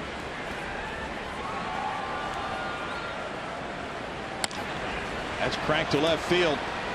DeShields backing. Converted infielder. 1 out. Mendez set down the side in order yesterday at Oakland in the 9th. And this is his 3rd game already. He's on an opening day roster for the first time, and there you see what he did last year. Looks like Collin McHugh may be done with his work today. Pat Neshek getting it loose. We're hearing a report about a blister. That's not a good report. It plagued Collin McHugh last year. Castro is cranked on the first pitch both times. He takes it this time. Strike one. We go to Julia. Brownie, it looks like it's a precautionary thing, just on the verge of one. So his day is done early. Well, it's a good time to shut it down before it becomes a bigger problem. Neshek working. Off-speed pitch from Mendez, 0-2. So Mendez coming in with this now a 1-run game after a terrific job by Anthony Bass. 5 innings, 4 hits, 1 run, 1 walk, 2 strikeouts, 63 pitches in relief of the injured Derek Holland. The middle finger on the throwing hand can be the finger in jeopardy with a lot of breaking balls, and that's what Collin McHugh lives with a lot. Brett Overholzer has been sidelined with that same injury. Has been trying to work his way back. 1-2 to Castro. Mendez had an excellent spring with a 0.90 ERA. He punches out Castro for out number 2. This Ranger pen really keeping it close.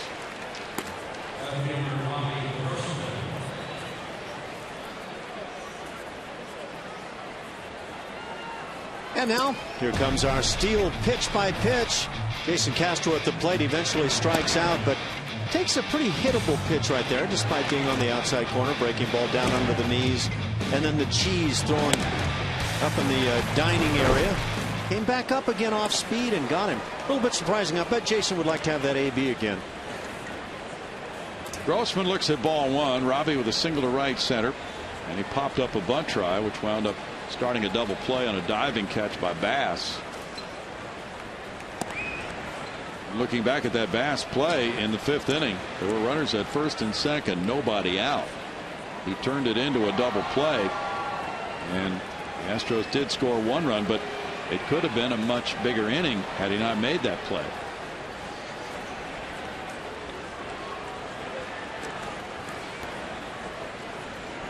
Resnick's on deck. The Astros have out hit the Rangers to this point, 6-5. Texas with the only error. That's a strike to make it 2-1 on Robbie Grossman.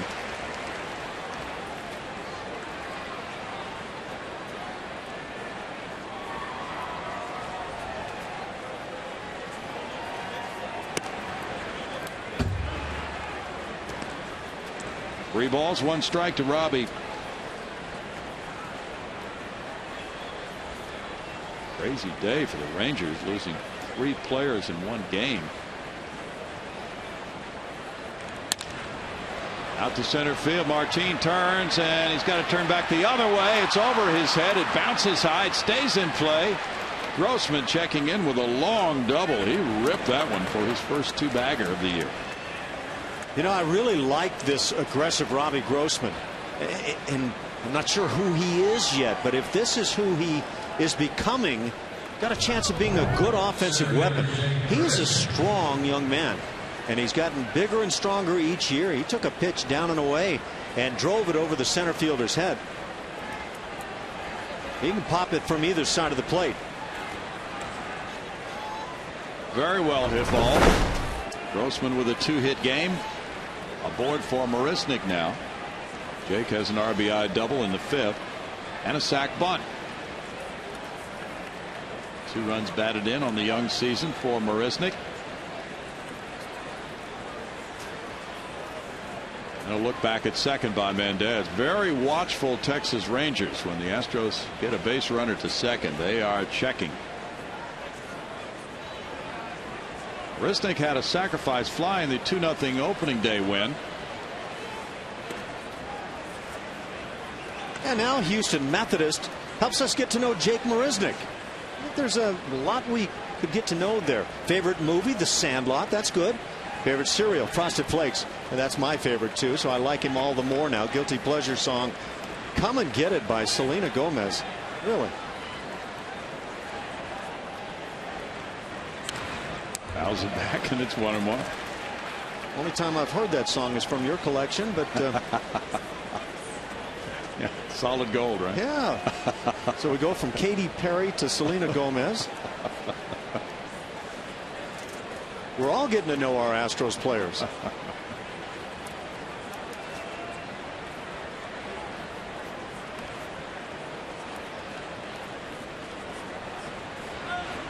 Well, it's great this first week of baseball, and the opening week logos on the grass behind home plate and all these various ballparks, home openers,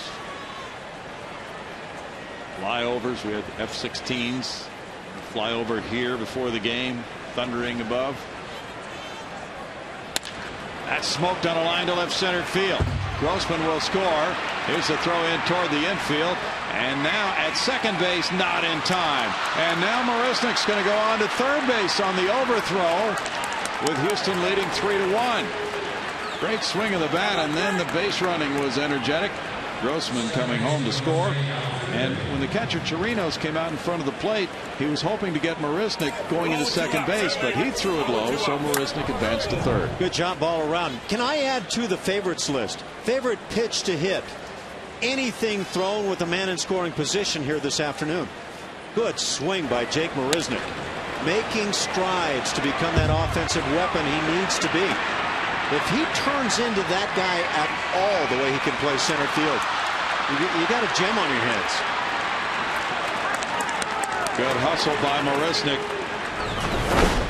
A 2 RBI game for Jake, giving him 3 for the season. Pitching coach Mike Maddox out to visit Mendez. Grossman scoring, and it's a 2-out rally. 3 runs on 8 hits for the Astros now. Robbie really hit a thunderous double, so the Astros squared up a couple of balls in a row there off Mendez. Altuve, the batter, 1 for 3. Beltre, even with the bag. Strike to Altuve. This guy's going to get hot any moment. Astros 1 for 5 with runners in scoring position.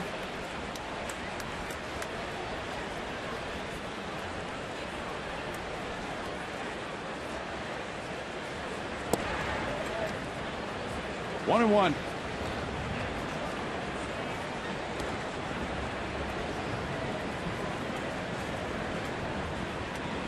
Very cool here in Arlington today. I haven't seen any complaints filed, though.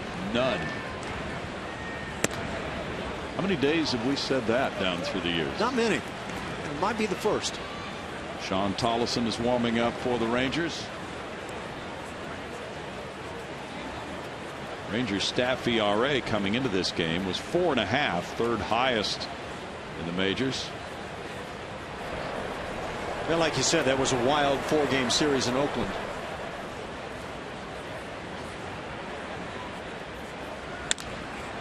In the air, and fielder will watch it sail back behind the Rangers dugout. 2 balls, 2 strikes. Saw a lot of people calling that pop fly right there, but none with the take charge ability to step in and make the play. How about the Detroit Tigers opening the season with 24 consecutive shutout innings? And they're scoring a load of runs on top of it. So what do you win with? Pitching or offense, or the combination, which works real nicely together? Well, that set a new American League record. Broke the record set by the 47 Chicago White Sox to start a season. Altuve strikes out. In the 7th, the Astros hustle their way to 1 run on 2 hits with an error and a man left. They lead it 3-1.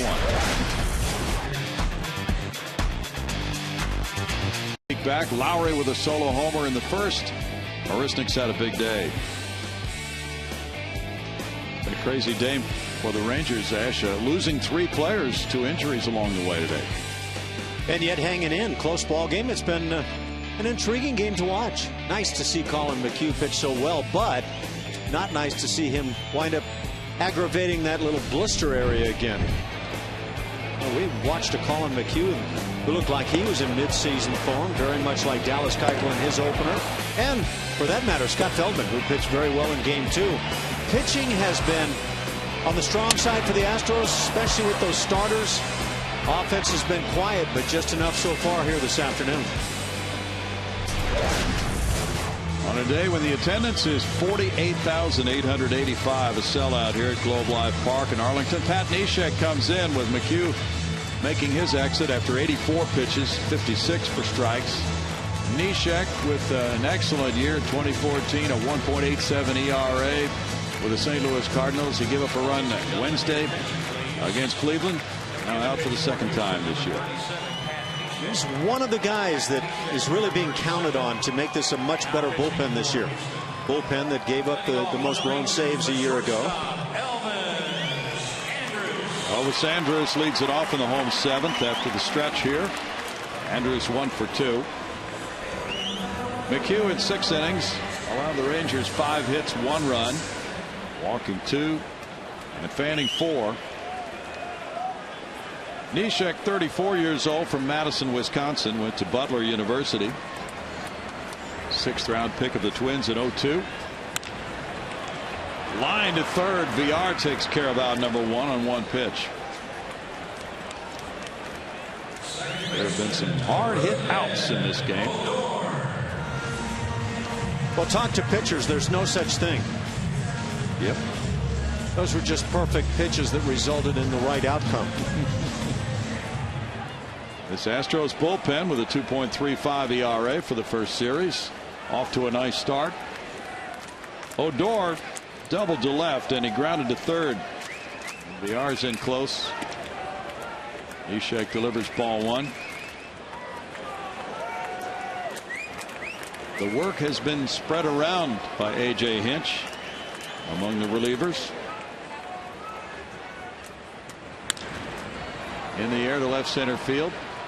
Marisnik looks over, and it's caught by Colby Rasmus, who just came in the game. 2 outs. Taking over for Robbie Grossman in left.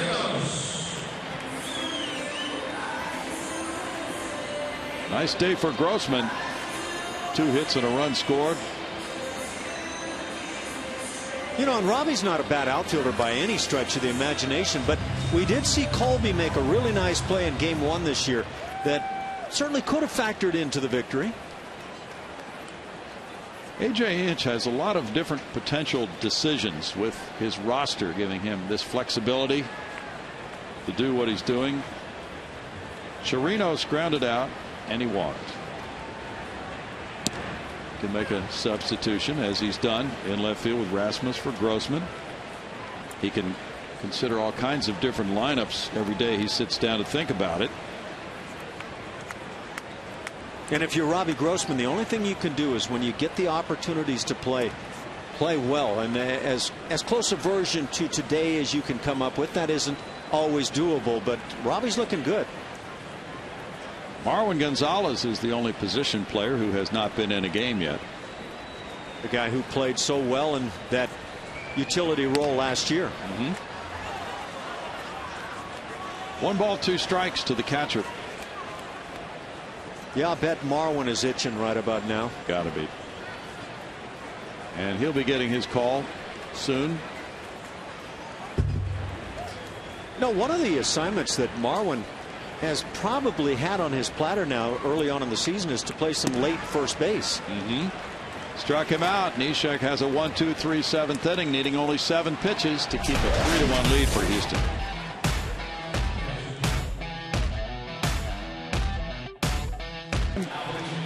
Astro fan has to be liking what he's seeing today through 7, Ash.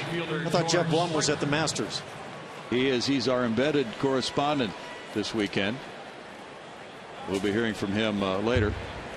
Meanwhile, pitcher number 4 comes out. Sean Tollison, who led the Rangers pen in innings pitched last year, was 71 2/3. Now the Rangers pen has really done a remarkable job today. Anthony Bass with 5 innings of 1-run baseball after Derek Holland left with a stiff shoulder. Mendez gave up 2 hits and a run in 1 inning. Struck out a couple. Now the 8th inning will bring Springer, Lowry, and Carter to the plate against Tollison. There are no lefty relievers in the Rangers pen this year. That's a bit odd. Tollison was drafted by the Dodgers in the 30th round in 2010. He was born in Dallas, went to Baylor University.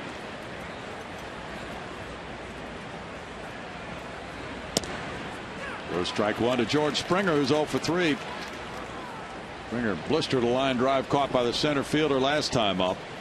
Chad Qualls is warming up for Houston. Top of the Ranger order due up in the home 8th.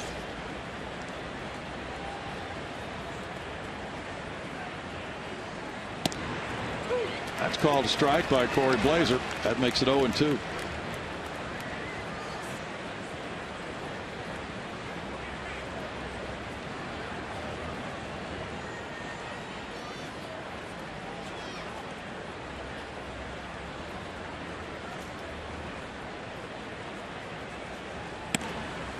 Springer's late on the heater and strikes out. 1 out.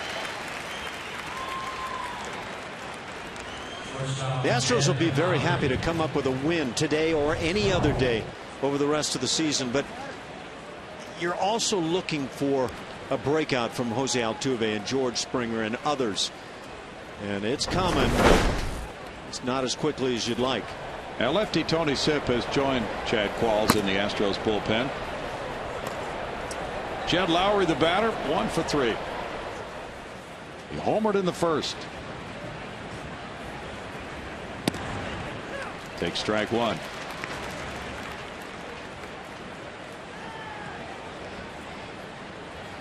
The Astros are trying to square their record at 2-2. That's where the Rangers stand right now for their 4 games. No balls, 2 strikes. There's your effective changeup.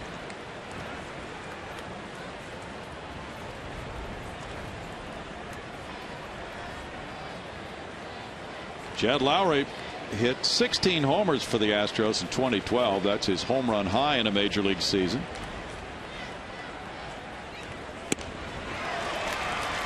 Powder River for Tollison. 2 strikeouts in a row. Kind of classic stuff there. The second strike, very well thrown changeup, and then an intended fastball up in the zone just blown by. Chris Carter singled off the center field wall on a short hop in the 6th inning. He's 1 for 3.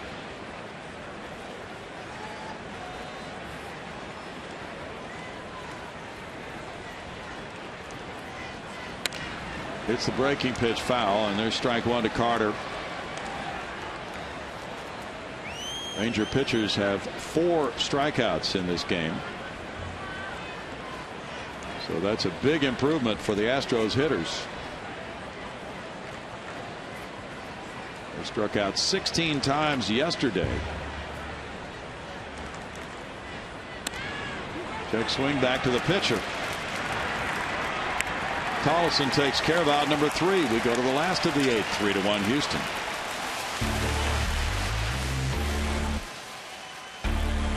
Stuff in the Houston bullpen when leading in the late innings. Pat Neshek had a 1-2-3 7th inning with a strikeout. Now it's Chad Qualls for the 8th. Chad was the closer last year and was 19 for 25 in saves. Yeah, he was effective for the club. .333 that ERA. Not striking out the man in inning these days, but he's got such a good sinker slider combination. This will be his second appearance of this season.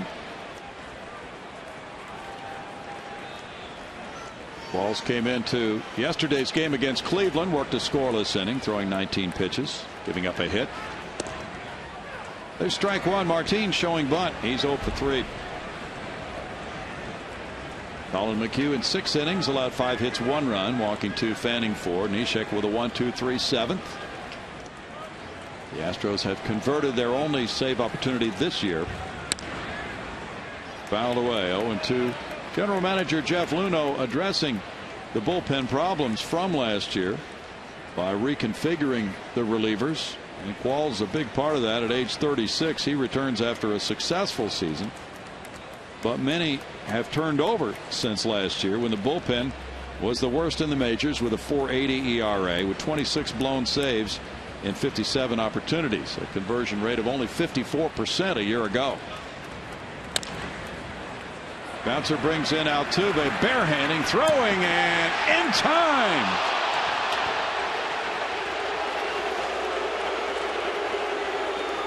Yeah, a lot of fans here in Arlington don't seem to like the call. Number one, very well done by Jose Altuve. The bare hand option, debatable. But with the ball to his right hand side, that's what Jose chose to come up with. Then Chris Carter has to do a little Fred Astaire dance work there, and he does it well. I don't know. Nobody knows who Fred Astaire is anymore. Close. Close. Nicely done by Altuve, who had to barehand it to give himself a chance to get the speedy Martin, who had a whole lot of infield hits last year. Smolinski's the batter. Smolinski, who's 26, was drafted by Washington in 07, traded to Miami, signed as a free agent with Texas. Strike one. He came in for the injured Shin-Soo Choo. Choo had 1 at bat. Smolinski has bounced out twice since he entered the game. He played in winter ball in Mexico this past winter to work on hitting off-speed pitches. He was at 3 levels of professional ball last year: AA Frisco, AAA Round Rock, and the Rangers. 86 at bats with Texas. It was a major league breaking ball. Yeah. 0-2. Well, Ash, the Minnesota Twins are trying to reach the win column for the first time. They're 0-3. They lead the White Sox 3-0. Enjoying yourself, Paul Molitor? Boy, they scored 1 run in 3 games against Detroit. Man. That was unearned. In the dirt, and it's 1-2. And maybe uncalled for. It didn't help in any aspect of winning a game. And the White Sox also are winless. They too are 0-3 to start the season.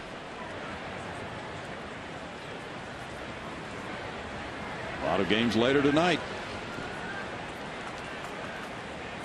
Yeah, Molitor with the 0-3 start also has lost a major component of the starting rotation, Erwin Santana, to an 80-game suspension. Liner caught by VR. 2 outs, and the hard hit out theme continues in Arlington. Yeah, and the Astros at the moment saying bring it. As long as you can get outs, get them. Hot corner. But major league third baseman routine.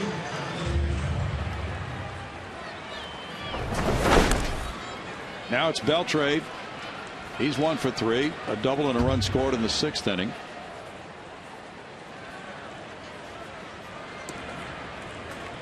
Ball 1 to Beltre.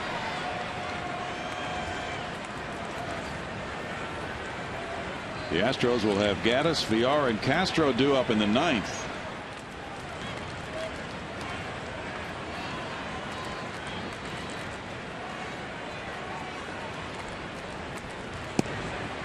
In for a strike for Qualls, 1-1.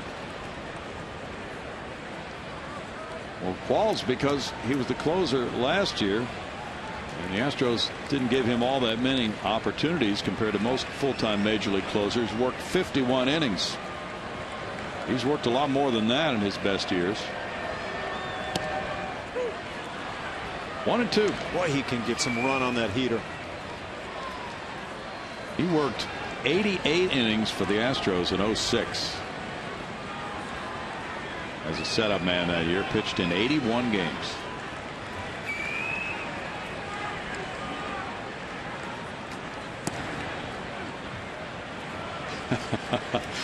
Beltre immediately shot up that left hand asking for the appeal. He didn't swing, and it's 2-2. Don't even think about trying to make that call yourself. He's fun to watch. He is just something. Well, a lot of guys would risk getting thrown at by doing that, but Beltre, everybody knows what he's all about. And he strikes out to win the 8th inning. That's great relief for the Astros. 6 up, 6 down in the 7th and 8th. They lead it 3-1, moving to the 9th.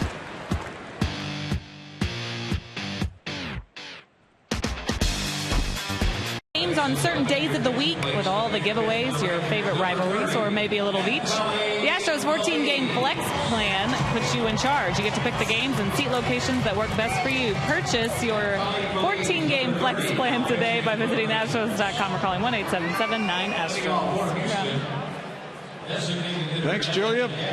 The closer, Neftali Feliz, finds himself entering the game in the 9th inning with his team trailing 3-1.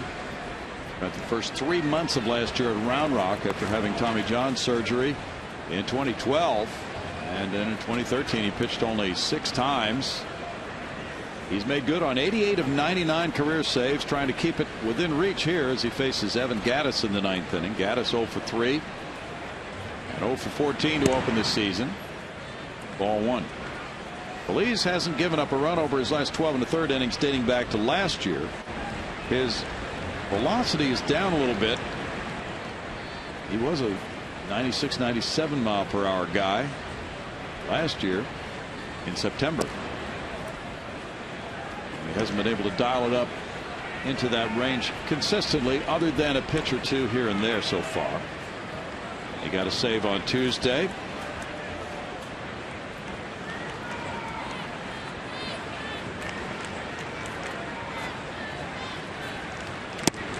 Those rare guys through the years that can maintain a high-end velocity for a number of years are rare. It's just, it seems near impossible to be able to do that in the game today. Luke Gregerson's warming up for Houston. 2-2 to Gattis. Neftali Feliz is from the Dominican Republic. Began his career in the Atlanta organization. Gregerson for Houston. He's involved in that big trade coming to Texas in 07. Gattis punches out. 1 out. Yeah, I think for the moment for Evan Gattis, this is not exactly what he would call fun. That's a rough start. He had struck out 8 consecutive times over the previous 2 games coming into this one. Today he hasn't struck out until this time, but still 0 for 4. VR 0 for 2 with a walk.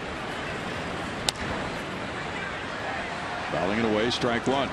You know, the intriguing thing about this difficult game is that the guys who are potentially the most dangerous at the plate are the ones that are most prone to these types of slumps.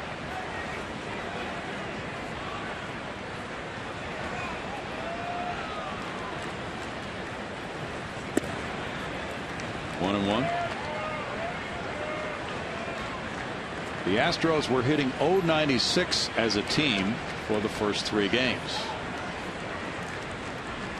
They had a .208 on base average in that Cleveland series. Elvis Andrus 2 outs. But they're 3 outs away from being 2-2. It'll be Fielder, DeShields, and Moreland due up in the bottom of the 9th inning. Jason Castro, the batter, 1 for 3. They have swung the bats better today.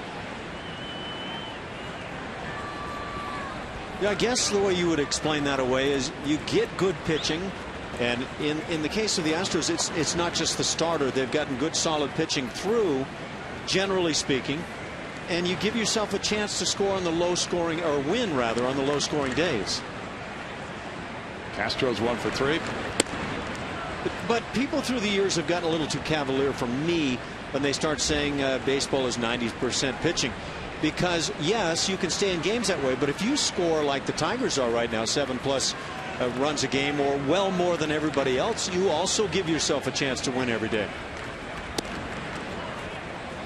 There have been teams that have won through on seasons that didn't pitch all that well. Offenses carried the load. But the slogan will go on. 2-0. Colby Rasmus is on deck. 2 balls and a strike to Castro. Night baseball tomorrow, 6:30 for the pregame show. Roberto Hernandez makes his Astros debut here tomorrow night against Giovanni Gallardo, longtime Houston opponent when he was a Milwaukee Brewer and the Astros were in the NL Central. Well, he has dialed it up too many times against the Astros. He had a bad spring. It's 3 balls and a strike. He'll be very anxious to get win number 1 of the year tomorrow night. He is 10-2 lifetime against Houston.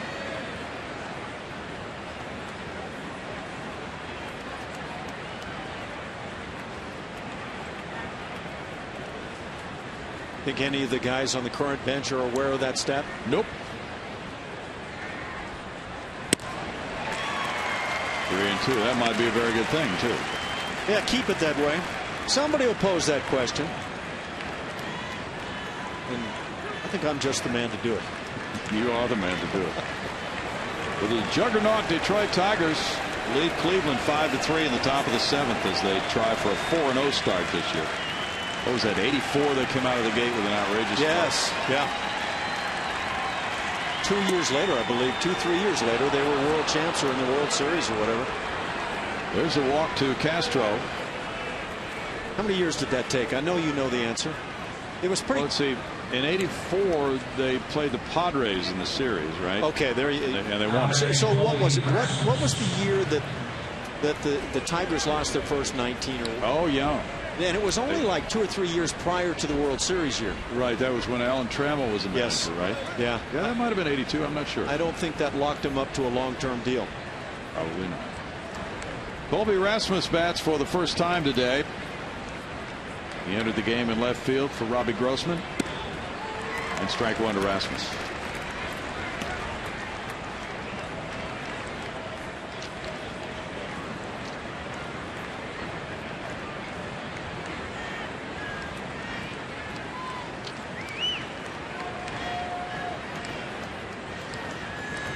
Rasmus signed as a free agent with the Astros in January after playing for Toronto.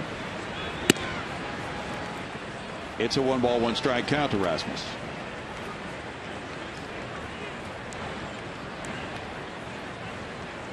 Colby on opening day had a hit and a walk. Nice start with the Houston club. Coming up with St. Louis. That was his 7th appearance on an opening day roster for the veteran. 2 balls 1 strike. Now so there's this daily thought for A.J. Hinch about Rasmus. If he plays, is he a center fielder? Is he a left fielder? Bet you're going to bring me something there from Jack Hanley. Handy? Oh, Jack Handy. What was it? Deep thoughts from Jack Handy. Yeah.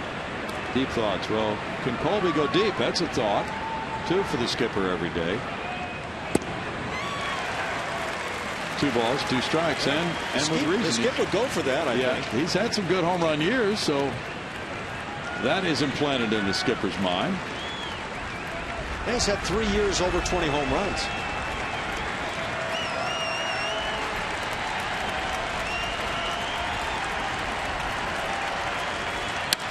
That's high to right field. maybe number one. Let's see if he has room to get it out of here. Colby Rasmus, 2-run homer. Number one is an Astro for Rasmus, and the lead grows to 5-1 in the 9th inning. Second long ball of the game for the Astros.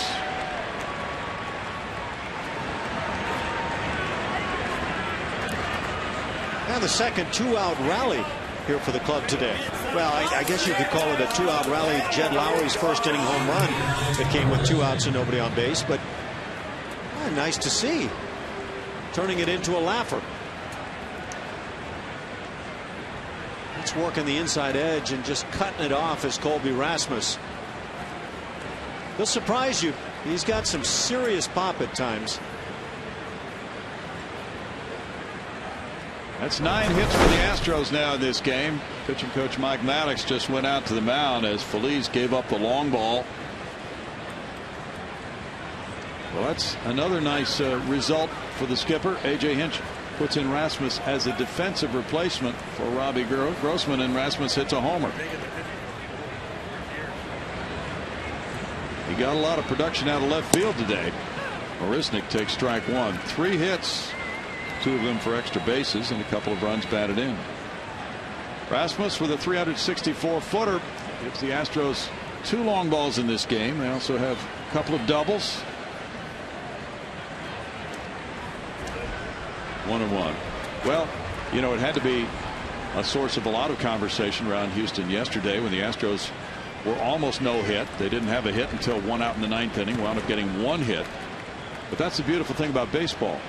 That is now a distant memory because there was a game a few hours later. There's Klein warming up in the bullpen for Texas. Little roller to the right side, gets by the pitcher. Odor scooping it out of his glove, doesn't get him.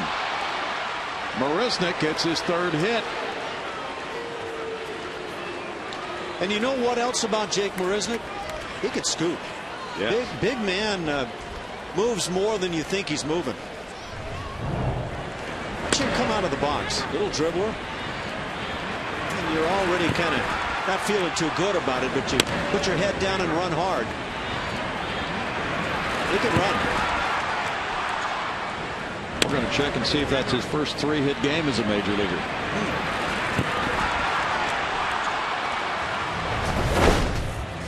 Meanwhile, there will be a pitching move.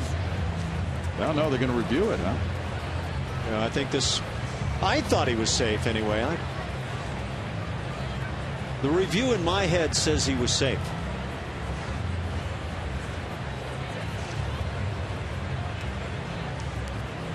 Marisnick has had a 4-hit game last year against Minnesota.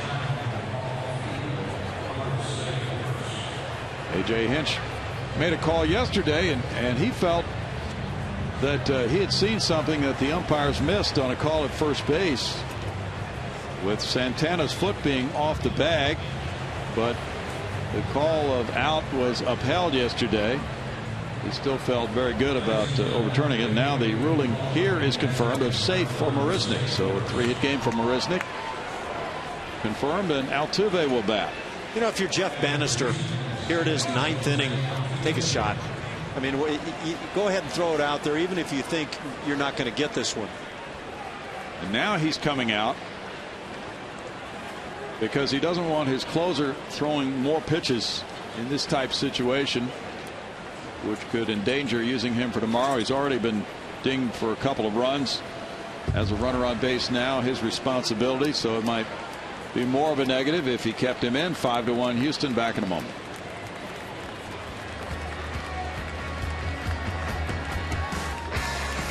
Rangers have moved along to pitcher number 6, Phil Klein. The 6'7" right-hander has come out of the bullpen for Jeff Bannister after Feliz got the first 2 outs, then a walk, a 2-run homer, now a play at first involving Marisnick beating the throw, and now it's Klein warming up. Well, let's take our peek at it. That was closer than I thought, but clearly Jake Marisnick beats it. There's not a whole lot of guys that beat that little roller to second base plate as it was. Klein 1-2 with a 2.84 ERA last year for Texas in 17 games. A 30th round draft choice in 2011 from Columbus, Ohio. That was his first season in the majors. He's 25 years old. He will face Jose Altuve, who's 1 for 4. By the way, Brownie, I was only off by a couple of decades, so excuse me. It was the 03 Tigers that won 43 games, and then 3 years later were in the World Series and lost. But oh yeah. So it was Alan Trammell managing in 03 and Jim Leland in 06. Yeah. Runner going. Here's the throw from Chirinos, and Marisnick's safe. He steals it. This is one of the thoughts, that if Altuve can run the bases like he did last year, and George Springer mixes it in, and he's certainly capable, and then you get Jake Marisnick getting on base, driving in runs as he has today, and running like this, you've got a speedy team.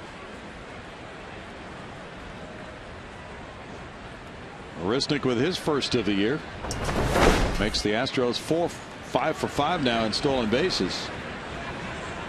And now Chirinos will go out to talk with Klein.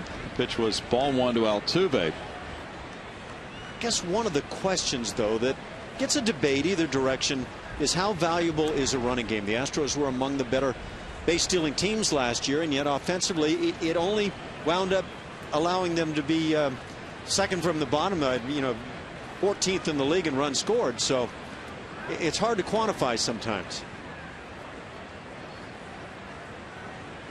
But I guess what I would say is, would you rather have a double or a single? And a stolen base amounts to some version of that. Sometimes it's, would you rather have the triple or the double? I'd take it every time.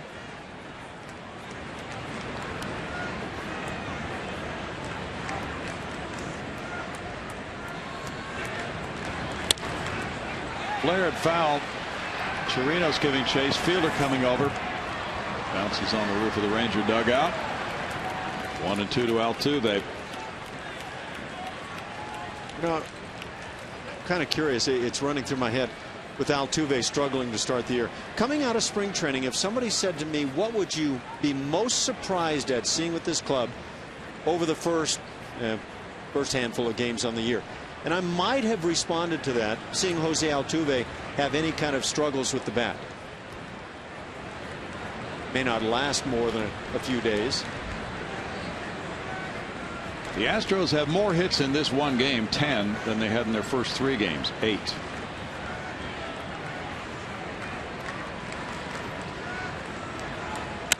Altuve to center field. Martin waiting to end the Astros 9th inning. Colby Rasmus joining the Astros home run club with #1 for him in a Houston uniform. Lifts the Astros to a 5-1 9th inning lead. Airlines. Book your low fare now at southwest.com. And by Whataburger. You've never had a club sandwich quite like this. The Whataburger Honey Mustard What a Chicken Club, here for a limited time. Things have gone well for the Astros, and now they try to finish it off with 3 outs from Luke Gregerson. 5-1, the Astros leading it. It's not a safe situation for Gregerson, but he did convert his first save opportunity with the 2-0 win for Dallas Keuchel opening day after a busy year last year with 72 appearances. Ash. Skippers have the assignment of, when the opportunities don't come up quite the way you plan at any point during a season, keep guys in routine, and that's really what this is all about. Gregerson was warming up when the score was 3-1. That would have been a safe situation, but the Rasmus 2-run homer takes him out of that, and yet 3 important outs to get with Fielder, DeShields, and Moreland due up. Fielder has a couple of hits in 3 at-bats today. Gregerson, 30 years old, from Park Ridge, Illinois. Went to St. Xavier University, where he got a criminal justice degree. He converted from position player to pitcher. That's ball 1. Needed only 6 pitches to get that 1-2-3 save against the Tribe on Monday. Some people might tell you that's criminal justice. Yeah. 1-1. He was drafted by the Cardinals in the 28th round in 06. And they traded him to San Diego in 09 for the shortstop Khalil Green. Oakland traded Seth Smith to get him after 2013, and he responded with a good year for Oakland last year. Line drive up the right field line into the corner. Extra bases for Fielder. Springer plays the carom off the wall. Third straight hit for Fielder. Second double of the year. Some hitters see certain pitchers well and vice versa sometimes, but Prince Fielder 5 for 5 lifetime against Gregerson now. See how the next 15 at bats between the two go. Yeah. It's kind of reaching out, but Fielder's about as strong as they come.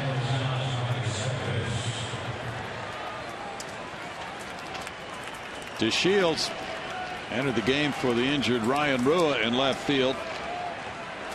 Bounced into a force play in the 6th inning. But he got an RBI on that, his first major league RBI. He was showing bunt on that occasion. There's strike one.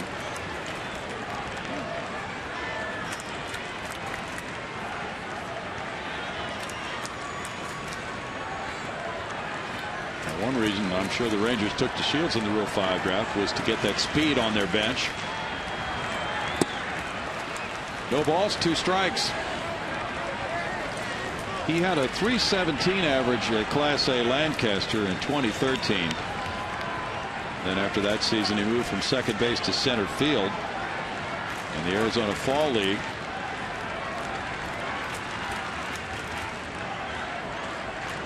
'12 was the year he had 101 steals. But he strikes out, 1 down. Time now for the Whataburger What a Play. And there have been some pretty good ones today. Runner goes, Castro fires and puts it on the money, and bang bang they get him with a nice tag of Jed Lowry. So there's a good one for you. And then with this tapper, watch out Tuve with the bare hand play. And again, bang, bang, nice work by Carter also to help on the play. But a couple of close ones the Astros get today and certainly qualify for Whataburger's play of the day. Mitch Moreland is 0 for 3 with 3 ground ball outs.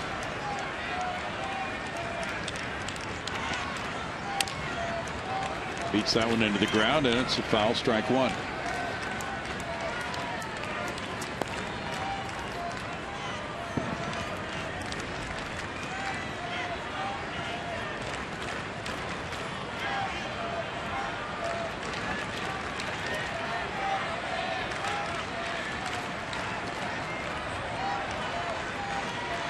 Joe Thatcher, another newcomer to the bullpen this year, along with Neshek and Gregerson. Will Harris.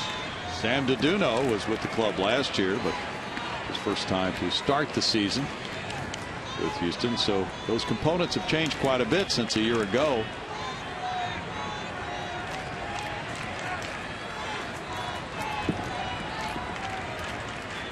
Gregerson primarily has been more of an 8th inning type of pitcher. Back in 2010 he had 40 holds. That set a major league record. Carter drops it, tossing to Gregerson. He was able to get it in time after a couple of mishaps along the way. 1 out, or 2 outs with Fielder to third base now. Persistence paid off right there for Chris Carter. He's better than a perception that might have prevailed a couple of years ago defensively, as a first baseman anyway, although that wasn't classic style. Pretty close though. Adam Rosales is pinch running for Fielder. He's at third.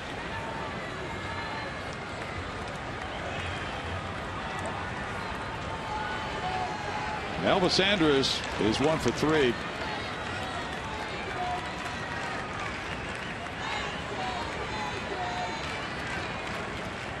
Jeff Bannister has used everybody but Carlos Corcoran among his extra men. Carlos the backup catcher to Chirinos this year.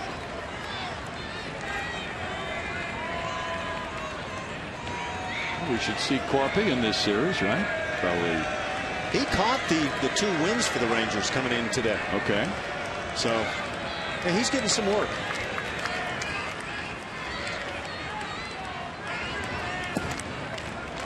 Now Sunday there's a day game after the night game. Sometimes the number 2 catcher works the day game after the night game. Sometimes he works the night game. Might be a question of which pitcher he would catch. 2-0.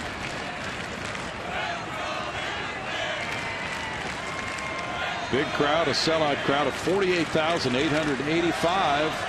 Some of them still here chanting for the Rangers down to their final out, trailing 5-1.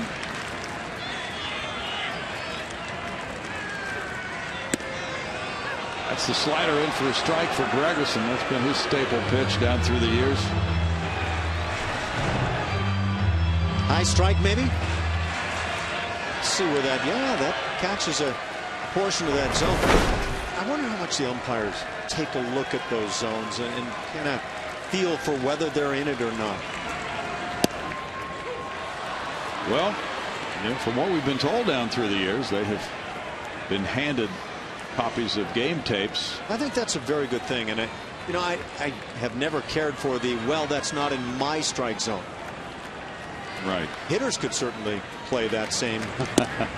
Yeah. 3-2. I suggest you change that call blue. It's not in my strike zone.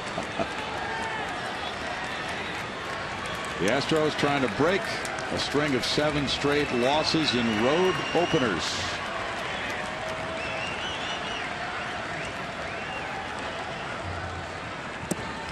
And they do it with a strikeout from Gregerson.